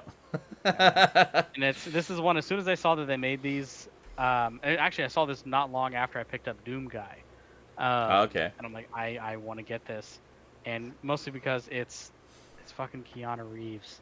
Oh, Cyberpunk, nice. I like how Johnny Silverhand. We all got him into like movies, right? And then suddenly I got him into action figures. I'm like, hey, look, there's a Doom Guy, Eric. And he's like, now this one, and now this one, and another one. So I mean, this is probably. I looked around and there's not much else that I would really spend money on. Yeah. But this one was cool because it comes with a guitar and a replaceable hand of him going like that. Nice. It's a 7-inch figure, has 22 moving parts. It's a McFarlane toy. Yeah. Articulation's good on those. Yeah. But it has. Have the torso crunch. Yes, it does. Oh, good. It's like torso crunch or fuck your action figure. I don't want anything to do with it. But on top of the fact that, one, it's from Cyberpunk 2077, and the other fact that it's fucking Keanu Reeves, is the fact that it also comes with a guitar and you can pose him like like Bill S. Preston Esquire from fucking. Nice. And nice. It's just They actually. What's funny, if you go onto Amazon and look at this, you will see him in that pose, and it's even on the back. Nice. So that's the main character. They're just V. Yeah, his name is Johnny Silverhand in the game. So I guess he plays guitar in the game. Just like Bill. But yeah, Johnny Silverhand. That was it. That was the last thing I got there. I can never remember. It was one of them. Anyway, thanks for the Bad Movie Night. Much obliged. Hey, I know them. Oh. Well, not intimately, but I follow them on YouTube, actually. I was about to say thanks for the retweet, and then I realized it wasn't a retweet, it's a like. But that's okay. Likes are good, too. Thanks for the like. It was a good show. But yeah.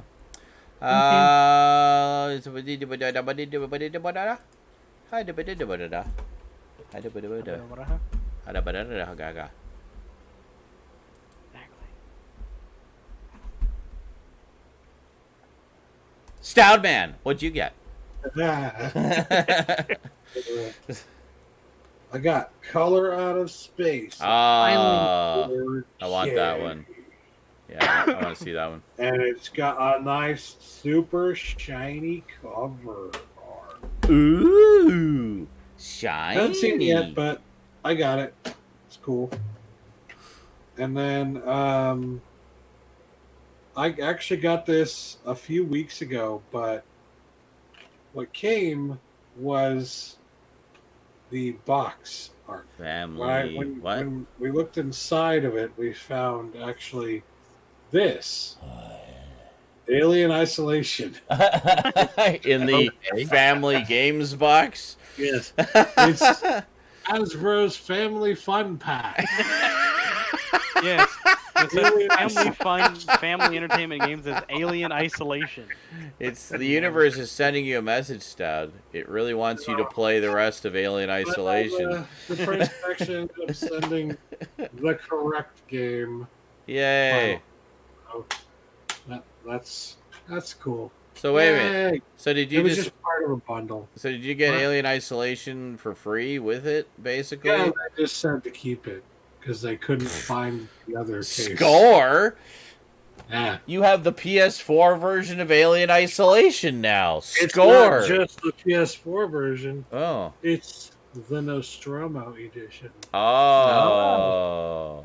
Yeah. Oh, Some guys holy really shit. pissed because they sold their fucking copy of Alien Isolation. Meant to get rid of that stupid Family Fun Pack and forgot that he'd stuffed the disc in there because he couldn't find the case. Yep. Temporarily. Now he's screwed. And now it's gone forever. Forever. Hopefully he'll never see this video. Checking. Uh-huh. Alien Isolation Family Party Edition. Alien Isolation case and fucking. They're just listing. Goes to that case is the family Alien fun. Party, Alienopoly, Aliens and Ladders. Alienopoly, yeah. Is that it? Sorry, is that? Yes. Is those two? Well, very good. Good movie, good no game. More Family Fun Pack. And yeah, excellent. Skinslip, what'd you get? Well, I got this really cool King Kong postcard from one of my viewers called Velocity Ducky, who I've known for like 25 years now. Very nice. So, and she gives a really cute Godzilla doodle on the back. Aww, that's so very cute. nice. Very cool. And then the only movie I got was this Evil Destruction. Oh, hey, Evil Destruction. Do I have that one? I don't think I have that. I don't have that one. Shit. That's one. That's why I bought it. No, I don't have money. I have no money. I can't buy anything right now. I spent my savings on the Vinegar Syndrome sale. I shouldn't have because I needed a new computer, but there were such shiny things. Shiny. Stout bought things on my. Stout helped me buy all the limited stuff that I was going to miss out on, and I still went and spent my fucking savings on Vinegar Syndrome. I know. Asshole. Yeah, Stout bought a couple of things on my behalf for which I will be paying him back in installments when I'm able. I got really stoned, and next thing I know, I was at checkout, and I was like, okay. Ka-chink. Sadly, that also means that you have to wait a little bit longer before you receive McPherson tapes, because I'm going to send them together. Oh, okay. So, like, all together? Yeah. So it'd be like a big vinegar syndrome package, basically. Awesome. Sweet. All right, and that was it. Sorry, that was your two. Was that everything? Yeah, that's everything. Oh, okay. Thank you. Just checking. Okay, so I got 3 items. First off, speaking of vinegar syndrome, I got the vinegar syndrome release of Liquid Sky, which this is the one I think I mentioned that I ordered like a month and a half ago, and it was like expected to arrive May 5th, which was already like going to be a month after I ordered it. So I was like, okay, whatever, it's stuff, and it got to the point where it was taking so long that I emailed them and said, like, hey, what's going on? And they said, well, just give it another few days. Should be fine. So it finally showed up. Anyway, this is a cool sort of sci-fi horror movie. Notable in that it's the only other movie that Paula E. Shepherd had a role in. Paula E. Shepherd played Alice in... Thank you for the follow, Shmeev. Paula E. Shepherd played Alice in the cult horror favorite Alice, Sweet Alice. And this was the only other film she did. That was one of the reasons I wanted to pick it up. Also, I thought it looked really cool. So I now have the complete Paula E. Shepherd filmography. All 2 movies. Nice. But this is a very nice edition. Doesn't come with a booklet or anything, but Holy does... fucking shit. Does oh have... my fucking god. Hey, I just ordered Liquid Sky. I can't wait to watch that. Oh, okay. I didn't know what... Switched on to something else, but it fucking took forever. Sweet, yeah. I don't know if you caught what I said there. It was... I didn't. Everything broke. This is the only other film that Paula E. Shepherd did. And Paula E. Shepherd was Alice in Alice, Sweet Alice. So I now have her complete filmography of 2 films. Same length of filmography as the world-renowned superstar Zandor Vorkov. Oh man, that guy is amazing. He played Dracula in Dracula versus Frankenstein, and a henchman assistant to the dictator guy in Brain of Blood. Anyway, similarly, a 2-film filmography. And then I picked up a couple from Scream Factory because they were surprisingly cheap. I was going to put these off for a while, but they were surprisingly cheap. Like, we're talking almost like half price for a little bit. So I was like, okay, I'll get them. So I picked up Curse of the Werewolf, which is their new collector's edition of the Hammer Horror Classic. Loaded with extras. It's also an all-new transfer, so this is actually a better transfer than what's on the Universal set, the bare bones set, and there's the original I'm cool with that one for now. Poster art there. Still never even seen the movie. No, neither have I, but... plug the gaps first before I double dip, Yeah. But I basically filled all the gaps, so I'm double dipping. I know. And then next up, that point. which just came out, The Evil of Frankenstein, which is another double dip, but this is also a really good one. So this one was basically for the better transfer and the extras. This one was, I think it's the same transfer, but it has a shit ton of extras, including a completely alternate cut of the film, which is extremely rare and hard to come by. A special cut that was done for television back in the day. They actually got their hands on independently owned 16mm film print of it and did like a new high-def scan of it. It's really janky, but also super rare, apparently. So basically wanted to get it for that. So there's that, and then there's the original cover there. So Evil of Frankenstein. So they're doing a bit of a mix. I mean, it's pretty clear now they've made some kind of deal with Universal because they're. It looks like they're re-releasing all of the stuff from that 8-movie set that we both have, but all of them are getting collector's editions. They also have Kiss of the Vampire coming out a little later this year. Again, a collector's edition with lots of new extras. Yeah, and all the ones in that set are bare bones as well. So there's nothing there but the movies. So, as newfound Hammer enthusiast, I want all the extras I can get my hands on, man.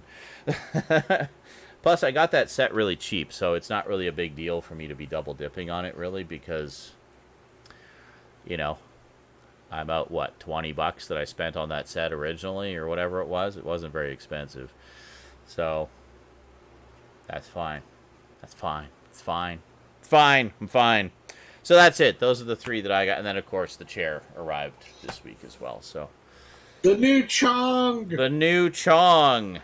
And I can do this. I keep. No, there's a way to do it that it's gentle. It just looks violent. So that is that. So that's it for the pickup. I'm just waiting for the day when you're like, I can do this, and you press the thing, and it just falls off. You underestimate how sturdy this actually is. Like, I put those screws in tight. Getting the image, I could do this, and you just push a button in the back, just like pops and flies off. Yeah, right. Well, all 7 of the screws would have to fall out first. Anyway, movies. Did we watch some movies this week? Hell yeah, we watched some movies. I watched a couple of movies. I watched 2 movies with Justin. That's all I did this week. I've forgotten what movies I watched. What the fuck did I watch this week? You watched 2 movies? We watched 1 movie. We watched 2 movies. I watched. Did we? I watched We one watched with Slow West Rosie, and One Cut of the Dead, dude. and I watched. Oh, yeah. So we watched 2 movies. Right. Oh wait, I watched 2. They were as well. great. Yeah, I watched 2. We watched 2 4-star movies, I gotta say. Of 8-star movies. 8 out of 10. I don't know why, but I always remember 4 out of 8. Perfect movie. 5 out of 6. One cut of the motherfucking dead. Well, I just. In addition to those 2 movies, I watched 4 other movies this week. Holy shit. Okay, I watched 2 movies and rewatched a television miniseries. Eric? Cool. What about you? Did you watch some movies? Not really. Okay, then. Skinslip, did you want to go first since you only watched 2 and Stoud watched, like, the entire filmography of MGM this week? Me and Stoudman watched Slow West from 2015. It was a slow western that was very good. Very good. Okay. It takes place in, I think, the Outback. It's hard to explain. It's like it's in the Old West, and it's like there's like the Scottish boys just fled to America. Is what it was. Okay. It stars Michael Fassbender as like this cowboy that the boy hires. And yeah, oh my goodness, this is really good. This is really good. Enjoyed this. Michael Fassbender's awesome. A24, shocker, right? Oh, Yeah, go figure. the studio that can do no wrong ever, apparently. Yeah. I'm sure they have. I just haven't found it. Yeah. Wow. Cool. So that was called Slow West. Yep. Slow From 2015. West. All right. With Michael And then Fassbender. we watched the horror movie I can't believe none of you have seen yet from 2017 called One Cut of the Dead. Okay. In which the first 35 minutes is one long single take found footage zombie movie. Well, fuck, I need to see that. And then the next hour is how they made that, including going through the entire zombie movie again, but from the third perspective of seeing them set it up. Oh, that sounds so interesting. good. That part was so fucking. That was the best part. And maybe there's a actual zombie outbreak happening. Who knows? You never get any kind of like behind the scenes look at found footage movies. And that annoys me. Like, I really want to see. Like, you never notice that you get the Blu-rays of these found footage movies, and you get the movie. Maybe you get an alternate ending or something, but there's no behind the scenes stuff at all. I think Blair Witch was the only one. And that's it. All the others are like bereft of extras. It's like they want to maintain that realism, I guess, and not tell you how they did it. But I want to know how you did it. That's interesting to me too, you know. Tell me your magic tricks and how they work. All right, I know. One cut of the motherfucking dead. Okay. What did you watch? I watched the 1988 movie Sunset. Oh, okay. I don't know that one. Stars Bruce Willis and Oh, James I Garner. knew. That's Yeah, what it stars James Garner as Wyatt Earp. Oh, wow. Okay. And Okay. it has Sold. Yeah. Jack Garner in it. It has Malcolm McDowell, Patricia Hodge. Holy shit. Yeah, it's a 1988 movie. It's pretty much a Western mystery Ah. where this is having retired from a life of gunfights and peacekeeping. The great Wyatt Earp, played by James Garner, has landed a job as an advisor to a Western movie about himself. Huh. On the set of the silent picture, he gets to know Tom Mix, played by Bruce Willis, an actor who specializes in westerns, who's been hired to betray Earp. Huh. Not long after making each other's acquaintances, they find out that Earp's ex-girlfriend's son is missing, and the man responsible may be one of the studio members.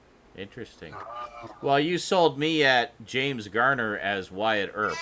I know. I started watching the movie, and then like they're saying that Wyatt Earp was coming, and I'm like, okay, who's playing Wyatt Earp? Yeah, of course. And it comes out, and it's fucking James Garner. I'm like, holy shit! Yes. Oh. Damn, I just want to watch a bunch of Rockford Files now. I've also been watching a lot of Sliders. Sliders. Excellent. Yeah, great show. Movie though? I have the set of that. I haven't watched it yet. Sorry. You enjoyed it?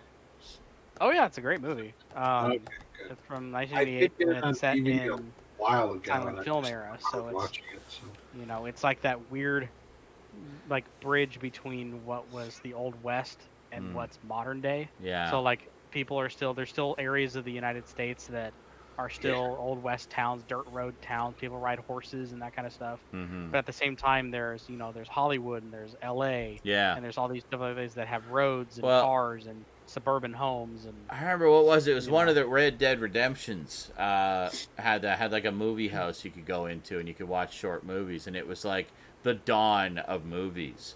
So you go in and watch some silly little thing, and it'd be like. That would be Red Dead Redemption 2. No, it was the second one. Okay, I couldn't remember if it was the second one or the first one. But you go in and you can watch these short movies because it's like when film was just starting. So. Oh, and it was called Sunset, Stewie. Sunset. Yeah. Sorry, what's 1988, that? Sunset. 1988. What was that one, Stout? Buffalo Bill and the Indians. Oh, okay. Or Sitting Bull's history lesson. Okay. And it's literally a movie just about like how they were making the Buffalo Bill, the town, the live show that they held in that town. Okay. And how the show was pulled off, and they like got the actual Sitting Bull to perform in the thing, but they couldn't get him to do what they wanted them to do. And it's just basically just, it's the early 1900s. The Wild West is dead, and now they're showing you what they want to show as their, nicer version of what the West really was like. Okay. This is what the Wild West was really like, but it was nothing like that. Yeah. Okay, Cyber6 says it was the first one, actually, which makes more sense, because chronologically the first one is later than the second one. In Tumbleweed, specifically. Yeah, that's right. It was in the church, right? It was in the church, and I remember one of the missions was there was this guy who wanted to be a big producer, because he thought movies were going to be the big new thing, and so he did some missions for him. Yeah, I remember, and he was living in the back of the church. I remember that. But then prior to that, you could just go and like pay your 10 cents or whatever and see whatever short movie was playing of this. There was like 2 or 3 different short movies, and they kind of rotated them over the course of your game. There was another game that did the same thing. Yeah. It was The Darkness, actually. Oh, okay. There were a couple spots where there was like a security guard station, and it had an old little tube TV, and you could actually sit there and turn on the TV, and they would have like entire films, like Groucho Marx. Oh, really? And entire movies. You can actually just sit there and watch the entire thing. That's hilarious, like public domain movies or whatever. Yeah, it was just like these free to find, There's a few games I played like that. There was another one, was an FMV game called Morph Girl, It was an independent game. I actually follow the people who made it, and they follow me as well. But anyway, in that game, it's about a girl coping with the death of her girlfriend, essentially. And her girlfriend was a huge movie buff. And so they used to watch movies together all the time. And one of the things she does to just sort of feel close to her, and bless you, Stout, to feel close to her lost, friend and lover, is to watch the movies that they used to enjoy together. And if you put on the TV, you can watch the movies. There's like two movies, like two public domain sort of B movies on there, and you can actually watch them in full. And yeah, which I thought was kind of. I like when games do that. It's very meta. Very meta. Yeah. I'm playing a game, watching a movie in the game while the character is watching the movie that I'm watching in the game. Whoa. So meta, dude. I can watch a movie while I'm playing a game. I know. Well, it's like the GTA games. I would always sit and watch the entire TV channels, like just everything that was on them until they started looping because they were just freaking hilarious. I only found out about that in, I think, GTA 5, actually. Really? That I was was the gonna first say time I knew about that. Oh my god. GTA 5. Well, mostly because GTA 5 has like they're fully animated. Like Yeah. like that superhero show, whatever, about the military dudes. Oh, the in GTA 5. Republican Army. I forget what it was. It was Yeah. ridiculously like if you funny. sit your Yeah. character down, they're full on story driven episodes Yeah. of this stupid show that they created. Yeah. There's that, There's and like there's two full episodes or something you can watch. yeah, GTA 4 has that as well. They have like actual full episodes. I don't know about animated ones. I know they have some live action ones. It's just Stewie really wants to know what game you're talking about. what game was Sean talking about? It was called Morph Girl. It's on Steam. It's an FMV game. It's fairly cheap, I think. I enjoyed it. I played it a while back. But, so what else did you watch, Stout? I watched the two remaining movies off this set that I hadn't seen, which was Logan's Run Excellent. and Soylent Green. Excellent. I think I had seen bits and pieces of this just on like Sci-Fi Channel in the 90s, basically. It's one of the but I've never fully yeah. watched the whole thing. It's one of the all-time great dystopian future movies, based on a book. And same as Soylent Green, which is another kind of dystopian future. And I enjoyed Logan's Run. Yeah. But Soylent Green was actually better. Uh-huh. I'm just going to say it. They're different. But I would think if I had to compare the two, I think Soylent Green's a better film, but I don't think either of them are bad. Probably, yeah. I haven't watched Soylent Green in a while, but the fact that it's the type of dystopia you see in Soylent Green, it just a little more plausible, more realistic. More realistic, more like what we're actually experiencing now. You know what I mean? Yeah, Logan's Run is a little bit more out there in terms of the concept, and it's very much the sort of flashy sci-fi 70s sci-fi future, but with bad things happening below the surface of that shiny veneer. I've always really liked both of them. Logan's Run is probably the one I lean towards more personally, just because I like that shiny future that we saw a lot in the 70s and 80s. But probably more in the 70s. You wish that's what had happened. That's what you want. No, because then I would have been dead 18 years ago. I would have been a runner. I don't know how far I would have got, but I would have tried. But yeah, the retro future, right, Cyber 6? The future of yesterday. But yeah, the funny thing is I've never really been a huge fan of Charlton Heston. Okay. And other than Planet of the Apes, where I felt like he was pretty damn good. I didn't feel like that she was in that he was particularly incredible in. But he did a really fucking good job in Soylent Green, and I think it's just because it's perfect fucking casting for the role. For the type of character it is. Just like they basically just told him to be himself, and he was, and it was perfect. What are the other films on that set? Just out of curiosity. Logan's Run, The Omega Man, most of them. Yes, and then Soylent Green. Okay, yeah, very very common to group. I think it's out of print now, though. Yeah, this triple pack. Very common to group those together because they have a lot of similar themes. They're sort of the post-apocalyptic dystopian future. Soylent Green, one of the few movies that spoiled its main plot and its big twist on the box cover. Yeah, I know. Soylent Green, by the way, is also based on a book by Harry Harrison, creator of the Stainless Steel Rat series. Yeah. I forget what the book is called now. It's something innocuous like No More Room or something like that. It's about overpopulation, essentially, and how that results in that future. But, yes, interesting solution for the population problem they have in that future. Yeah. I certainly hope that's not where we're headed. What Doctor Who? Sorry, what was it? Oh, Douglas Adams. Yeah, is it Towel Day now? Douglas Adams wrote a few Doctor Who's, Michelle. He was also the story editor for a couple of seasons in the 70s.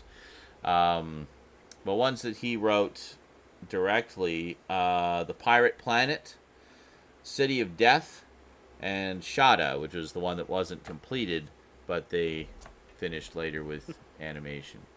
So what else did you watch, Stoud?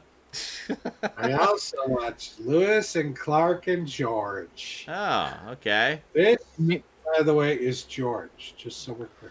I really want to see that now. Let me just check and see here. Oh, okay. The way I described it was like if I was going to write like a list of 10 movies that perfectly explain Americana in some way and what the American dream is really about and what it's really like. This should be up there with things like Natural Born Killers and stuff like that. And that's because it has a very grim look on the American dream and all that stuff. It's about two guys, Lewis and Clark. I know this should be obvious that they're, playing on the historical characters of Lewis and Clark. But these two guys were criminals who escaped prison. And then they escaped prison because they found out that there was some hidden gold mine and they wanted to find the gold mine, get the gold and get the money and all that stuff, right? And by the way, just about 40 or 50 years after the fact, after Lewis and Clark went west initially, that's when the gold rush started in the United States. And all these people went west to get the fucking gold. So, that's why I'm saying this is they're talking about America here in this. But the characters are absolutely terrible people.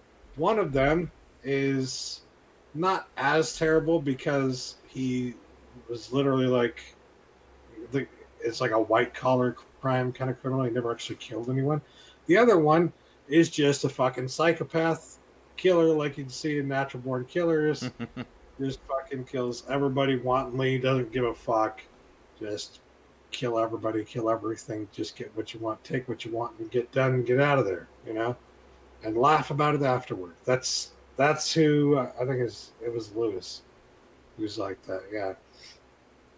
And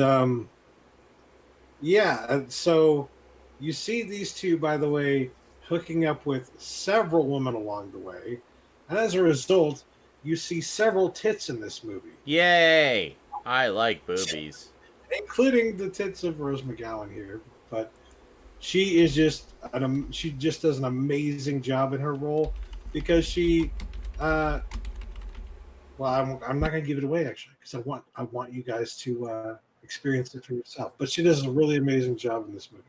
So, yeah. One of my favorite scenes though is Lewis, Clark and George went off on a walk after they made a pit stop basically at one of those stops along the road for it's like a viewing point stop, right? And so they went off on a walk just to stretch their legs, right? And Lewis is sitting on the side of the car. He's got a cowboy hat on, and he's got his legs crossed, and he's smoking a cigarette, and he looks pretty much like the fucking Marlboro Man in a fucking advertisement. It looks like a fucking advertisement for the West, the cowboy.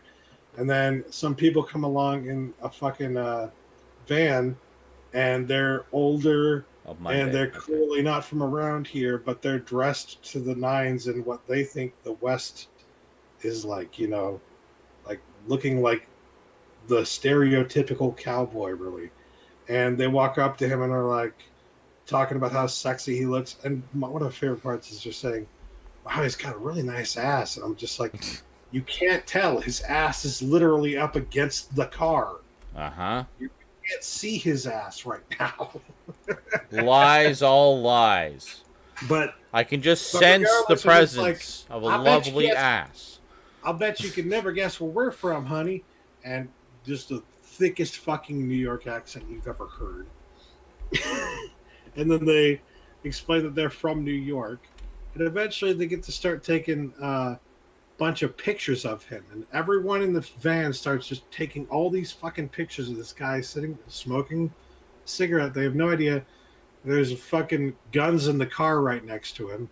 That he's killed a bunch of people already in this movie. Mm-hmm. And he's just sitting there just calmly smoking his cigarette, trying not to just flip out on these people. And they just, from all these different angles, taking pictures of him, all these different fucking people, quickly. And I was just like, this has to be commentary for something. Lo and behold, I look up who the director is. The director, Rod McCall. I find out that he got his start in commercials. Made 300, or actually I think he made something like 3,000. It wasn't 300, it was 3,000 fucking commercials. 300,000 commercials. No, 3,000. I wonder if he's commenting on the commercial aspect of this industry. With that fucking scene of just all these people taking all these photographs of what they think the West looks like. Mm-hmm. And in a character. And, so it's definitely a movie that's just like, whatever you think America is like, you're wrong. This is America, and it's fucked up, and and nobody knows how to read. Yep. And then last but not least, I watched Love Affair, which I didn't realize was actually a remake of An Affair to Remember, a classic romance film. Is it as good as An Affair to Remember? I don't know. I actually kind of prefer it in some ways, though. I was shocked. I'm not a huge fan of An Affair to Remember. A lot of people love it, and it's one of these big, Hollywood examples of the great romantic films of the past. And in Sleepless to Seattle, you see clips of the fucking movie, and a bunch of other romance movies that either reference it, quote it, or something else. So, An Affair to Remember was a pretty important romantic film from Hollywood back in the day. It just doesn't hit the right notes for me, whereas this one I kind of liked a little bit more. But I think, honestly, the reason I liked it a little bit more is because it stars Katharine Hepburn. I didn't even realize it when I got it. It stars Katharine Hepburn in one of her last fucking roles. Oh, wow. And it's just such a treasure because it's almost like you're sitting there looking at her being Katharine Hepburn, basically. Taking material that isn't necessarily good, but showing how she can take any fucking material, whether it's good or bad, and just by being herself, make it enjoyable to watch. And yeah, so it was like you're sitting down with Katharine Hepburn for one last time before she leaves the earth, and I don't know. Well, when was that movie? 1994. Oh wow! So I was going to say, because I remember her in On Golden Pond with Henry Fonda, and that was 1981, and I mean she was already getting up there then. So, wow, I didn't know she made that many movies after that.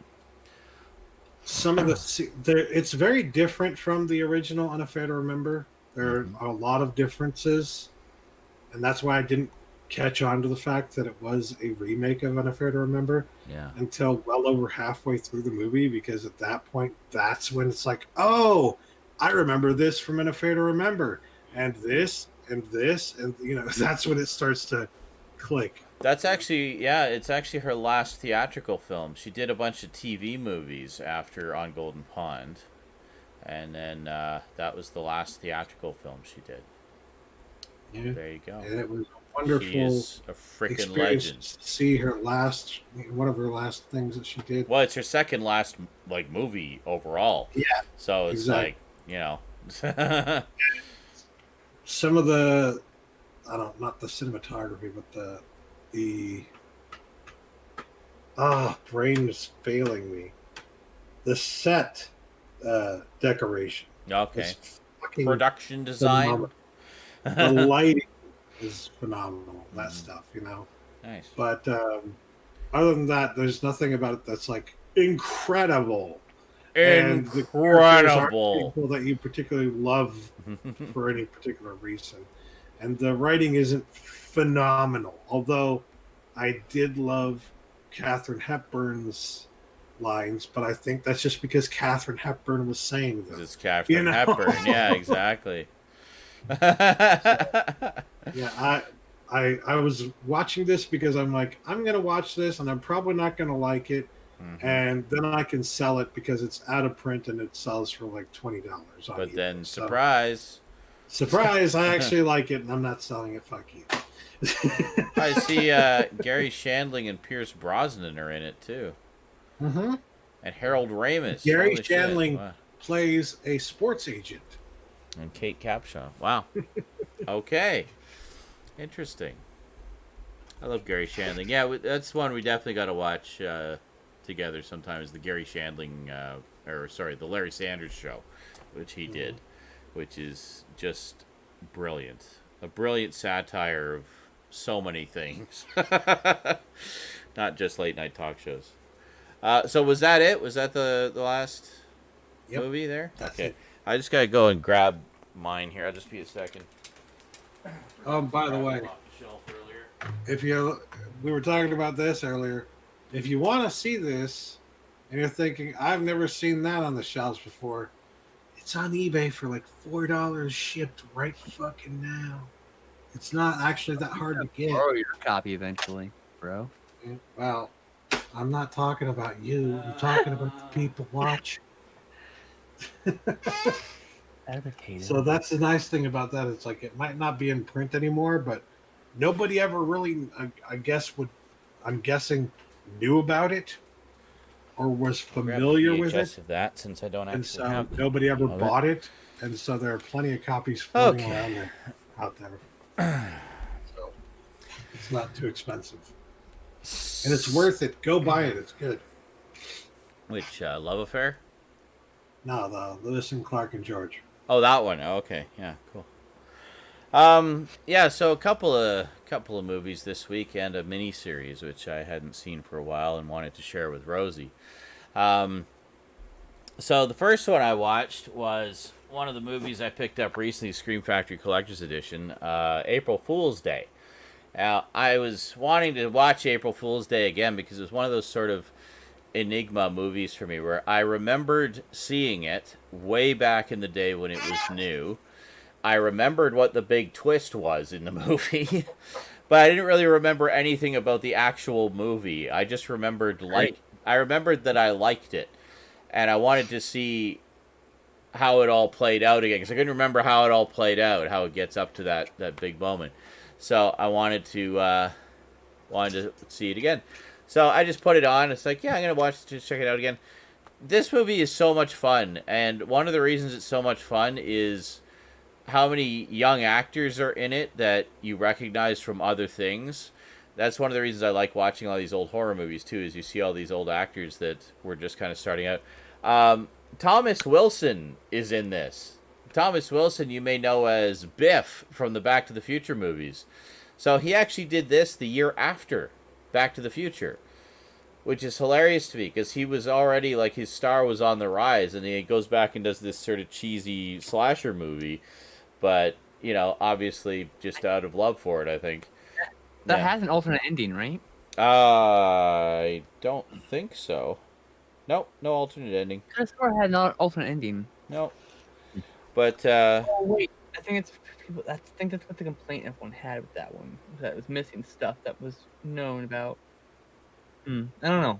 No. I mean, it's not perfect. Whoop-de-doo. Yeah. It's like, okay. That's it. It's, and it also had Ken Olant in it. Now, that may not be a name that immediately springs to mind, but Ken Olant is a name and a face that I recognized because he was the star of Superforce a few years later. That show about the guy who becomes a super cop with the super bicycle and solves crimes in the, you know, far-flung future of the 21st century. So, yeah. So anyway, it's kind of fun to see them. But really enjoyed this a lot. A lot of fun. Some fun effects. Fun cast. Very likable cast of young actors. Some of whom you might recognize. Some of whom you never saw again. And the music is actually by Charles Bernstein, who did the music for the original Nightmare on Elm Street. So a composer that I've always enjoyed. And it's also produced by Frank Mancuso Jr., who has produced a lot of other horror that we love over the years as well. And then yesterday, Rosie and I decided to finally continue our journey through the Marvel Cinematic Universe. So this is a rewatch for me. First watch for her. Captain America, the Winter Soldier. So this was the next one on the list.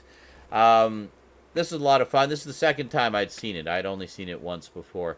I remembered this one being really good, but I couldn't remember a damn thing that happened in it.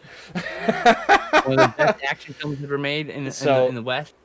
And studio. Well, and you were saying like one of the best superhero movies ever made too. Like just, I remember the only part I remembered was like the opening scene where Steve Rogers is jogging. Most people remember the elevator sequence. That's the one everyone remembers. Which one? The elevator fight. Oh, the elevator. Yeah, that one was great. That's the one everyone usually remembers. So before we begin, does anyone want to get off? Right? I love that. Yeah, I'm gonna not get beat up by Captain America. I'm good. Right off right now. Both Rosie and I burst out laughing at that part because you're just looking like he knows something's up and more guys are getting on and they've all got guns and like, okay, there's something happening here. Something fishy happening here. Yeah, he just knew. But yeah, this is great. Rosie had no clue who the Winter Soldier actually was. So when that big reveal happened, she was just like, oh my God. I'm like, yeah, right? It's like, whoa. So anyway, it was... You have to wait 45 years like the rest of us. It was great. And also some great scenes with Samuel L. Jackson. That whole car chase where he's in the van, like in his super van, trying to not get killed. Yeah, it's... And film. And what? And superhero film, yeah. It's so spectacular. It's really, really good. I agree with myself in my initial assessment where I couldn't remember anything.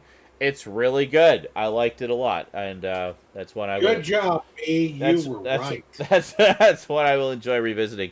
And then, because I just, I should mention, over the course of this week, I meant to mention this last week, I started reading this, and I forgot to mention it. I finally sat down and started reading the comic of the Max, the original comic of the Max, the classic Sam Keith, Bill Messner, and Loeb's series from the early days of Image Comics. not your typical superhero comic by any stretch of the imagination. It's so freaking deep and philosophical and metaphysical and metaphorical and symbolic, and dives deep into the psychology of the characters and in ways that I've never seen any other story do. It's just an amazing piece of work. So, so anyway, as you know, a while back, I finally got volume 7 of the comic, the Max Maximized series that they put out, where they recolored it. You get that series, like the entire series. Yeah, it's really nice. And so I started reading it, and of course, the first few issues are the animated, or are what the animated series was based on. About the first 12 issues are what the animated series was adapted from, and they did some of the one-shots as well in the animated series. So I got past the point that the animated series ended. And that's really what I was wanting to get up to see find out what happened next, because the animated series just covers like the first major story arc, and then I couldn't fucking put it down.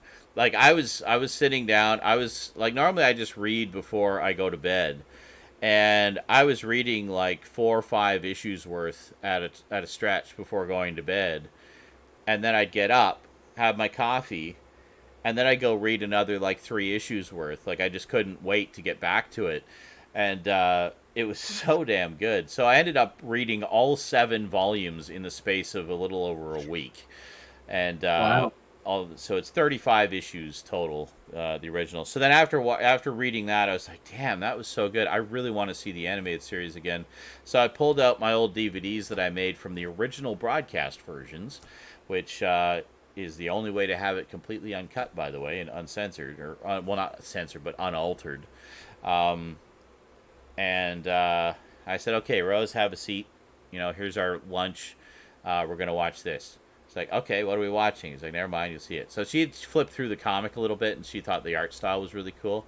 So we watched, because it was my own set, I can't really show it to you, but I do have the old VHS release of the series that was put out, and it was very nice. The problem with this VHS release is it's cut down to fit to a 2-hour running time, and left uncut, the entire series is a little over 2 hours, so there's stuff missing from that. It's kind of annoying. That's why I keep that as a collector's item, and then I have the series recorded from my own recordings. So we watched all 13 episodes of the Max miniseries. Now each episode is about 10 minutes long, so it's a short series, about the length of a movie. And Rose was just blown away by it. Like, she was like speculating and guessing as to what things meant all throughout, and she picked up on quite a bit of the symbolism, actually. And I said, so if you didn't figure it out, the outback is basically the subconscious. It's like, oh yeah, no, I got that. It's like, oh, okay. So a lot of people feel very mind fucked by the Max, especially in the later story arcs. Like, holy shit! I gotta say, that story. I don't know how many of you actually read it, but that story goes to some really dark places in spots. I was really surprised. I was like, wow, okay, no wonder they stopped at the first story arc, because if they had gone any farther, I don't know if MTV would have been okay with some of this subject matter, but but it was really, really interesting. I'm so glad that I finally sat down and read the comic. I've been wanting to read it forever. Always been a huge fan of the animated series. I've rewatched the animated series I don't know how many times over the years. I just love it. And it was a great kind of coda to finally reading the comic for the first time, to watch the series again and share it with Rosie. So at some point, I'm sure she'll dive into the comics as well. It was a golden age of MTV animation. Oh my god, there's so much good stuff came from MTV at that point. The Head, that was the other one. I wish Oddities, The Head, both of those shows, so good. Well, Oddities was the Max and the Head, and I have the Max, but I never recorded the Head. Both of those shows were so good. I wish I had that. But I do have Eon Flux, which is another great one. So good. Same era. Yeah, same era. Liquid Television. Oh man. Yeah, Liquid Television. Yeah, the only I don't. They did put out a few VHS releases of Liquid Television. I never got any of them, but they have. I remember Eon Flux started as a series of shorts on Liquid Television, and they do include those on the DVD set. But yeah, crazy. They did put out like there was a DVD set I think they put out of the head, but it's out of print now, and it's like just stupid expensive. They put out they put out a DVD of the Max as well, which I'd actually really like to get because it's got commentary by Sam Keith, which I'd love to hear. But it was done as manufacturer on demand, so it might still be readily available. But yeah. So anyway, that was that. So it sounds like we all watched some good stuff this week. It was a good week. Good week for watching stuff. I really want to see that one cut of the dead. That sounds awesome. Yeah, you're gonna love it. Yeah. You're gonna jizz your shorts. That sounds really good. hard.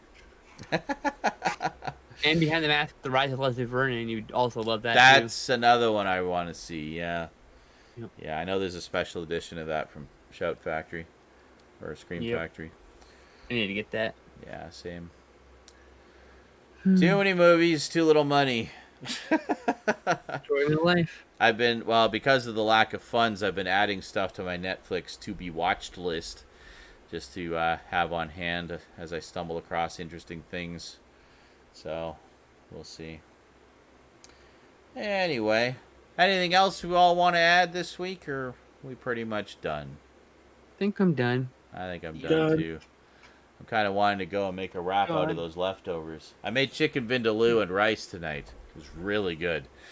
So I think I'm going to make a wrap out of some of the leftovers there. Alrighty, folks. Well, thanks for joining us for another fun-packed edition of Saturday Night InSaNiTy. I need some water, too. And we'll see you next time. Those of you on Twitch, I'm logging off for tonight. I've been kind of keeping a normal-ish schedule the past few days, so I'll see you tomorrow at some point, and we'll do something. All right, have a great night, everybody. Thanks for coming out, and we'll see you next time. Until then, thanks for watching, thanks for chatting, and sayonara. Penis. Bye. Bye. Strafe.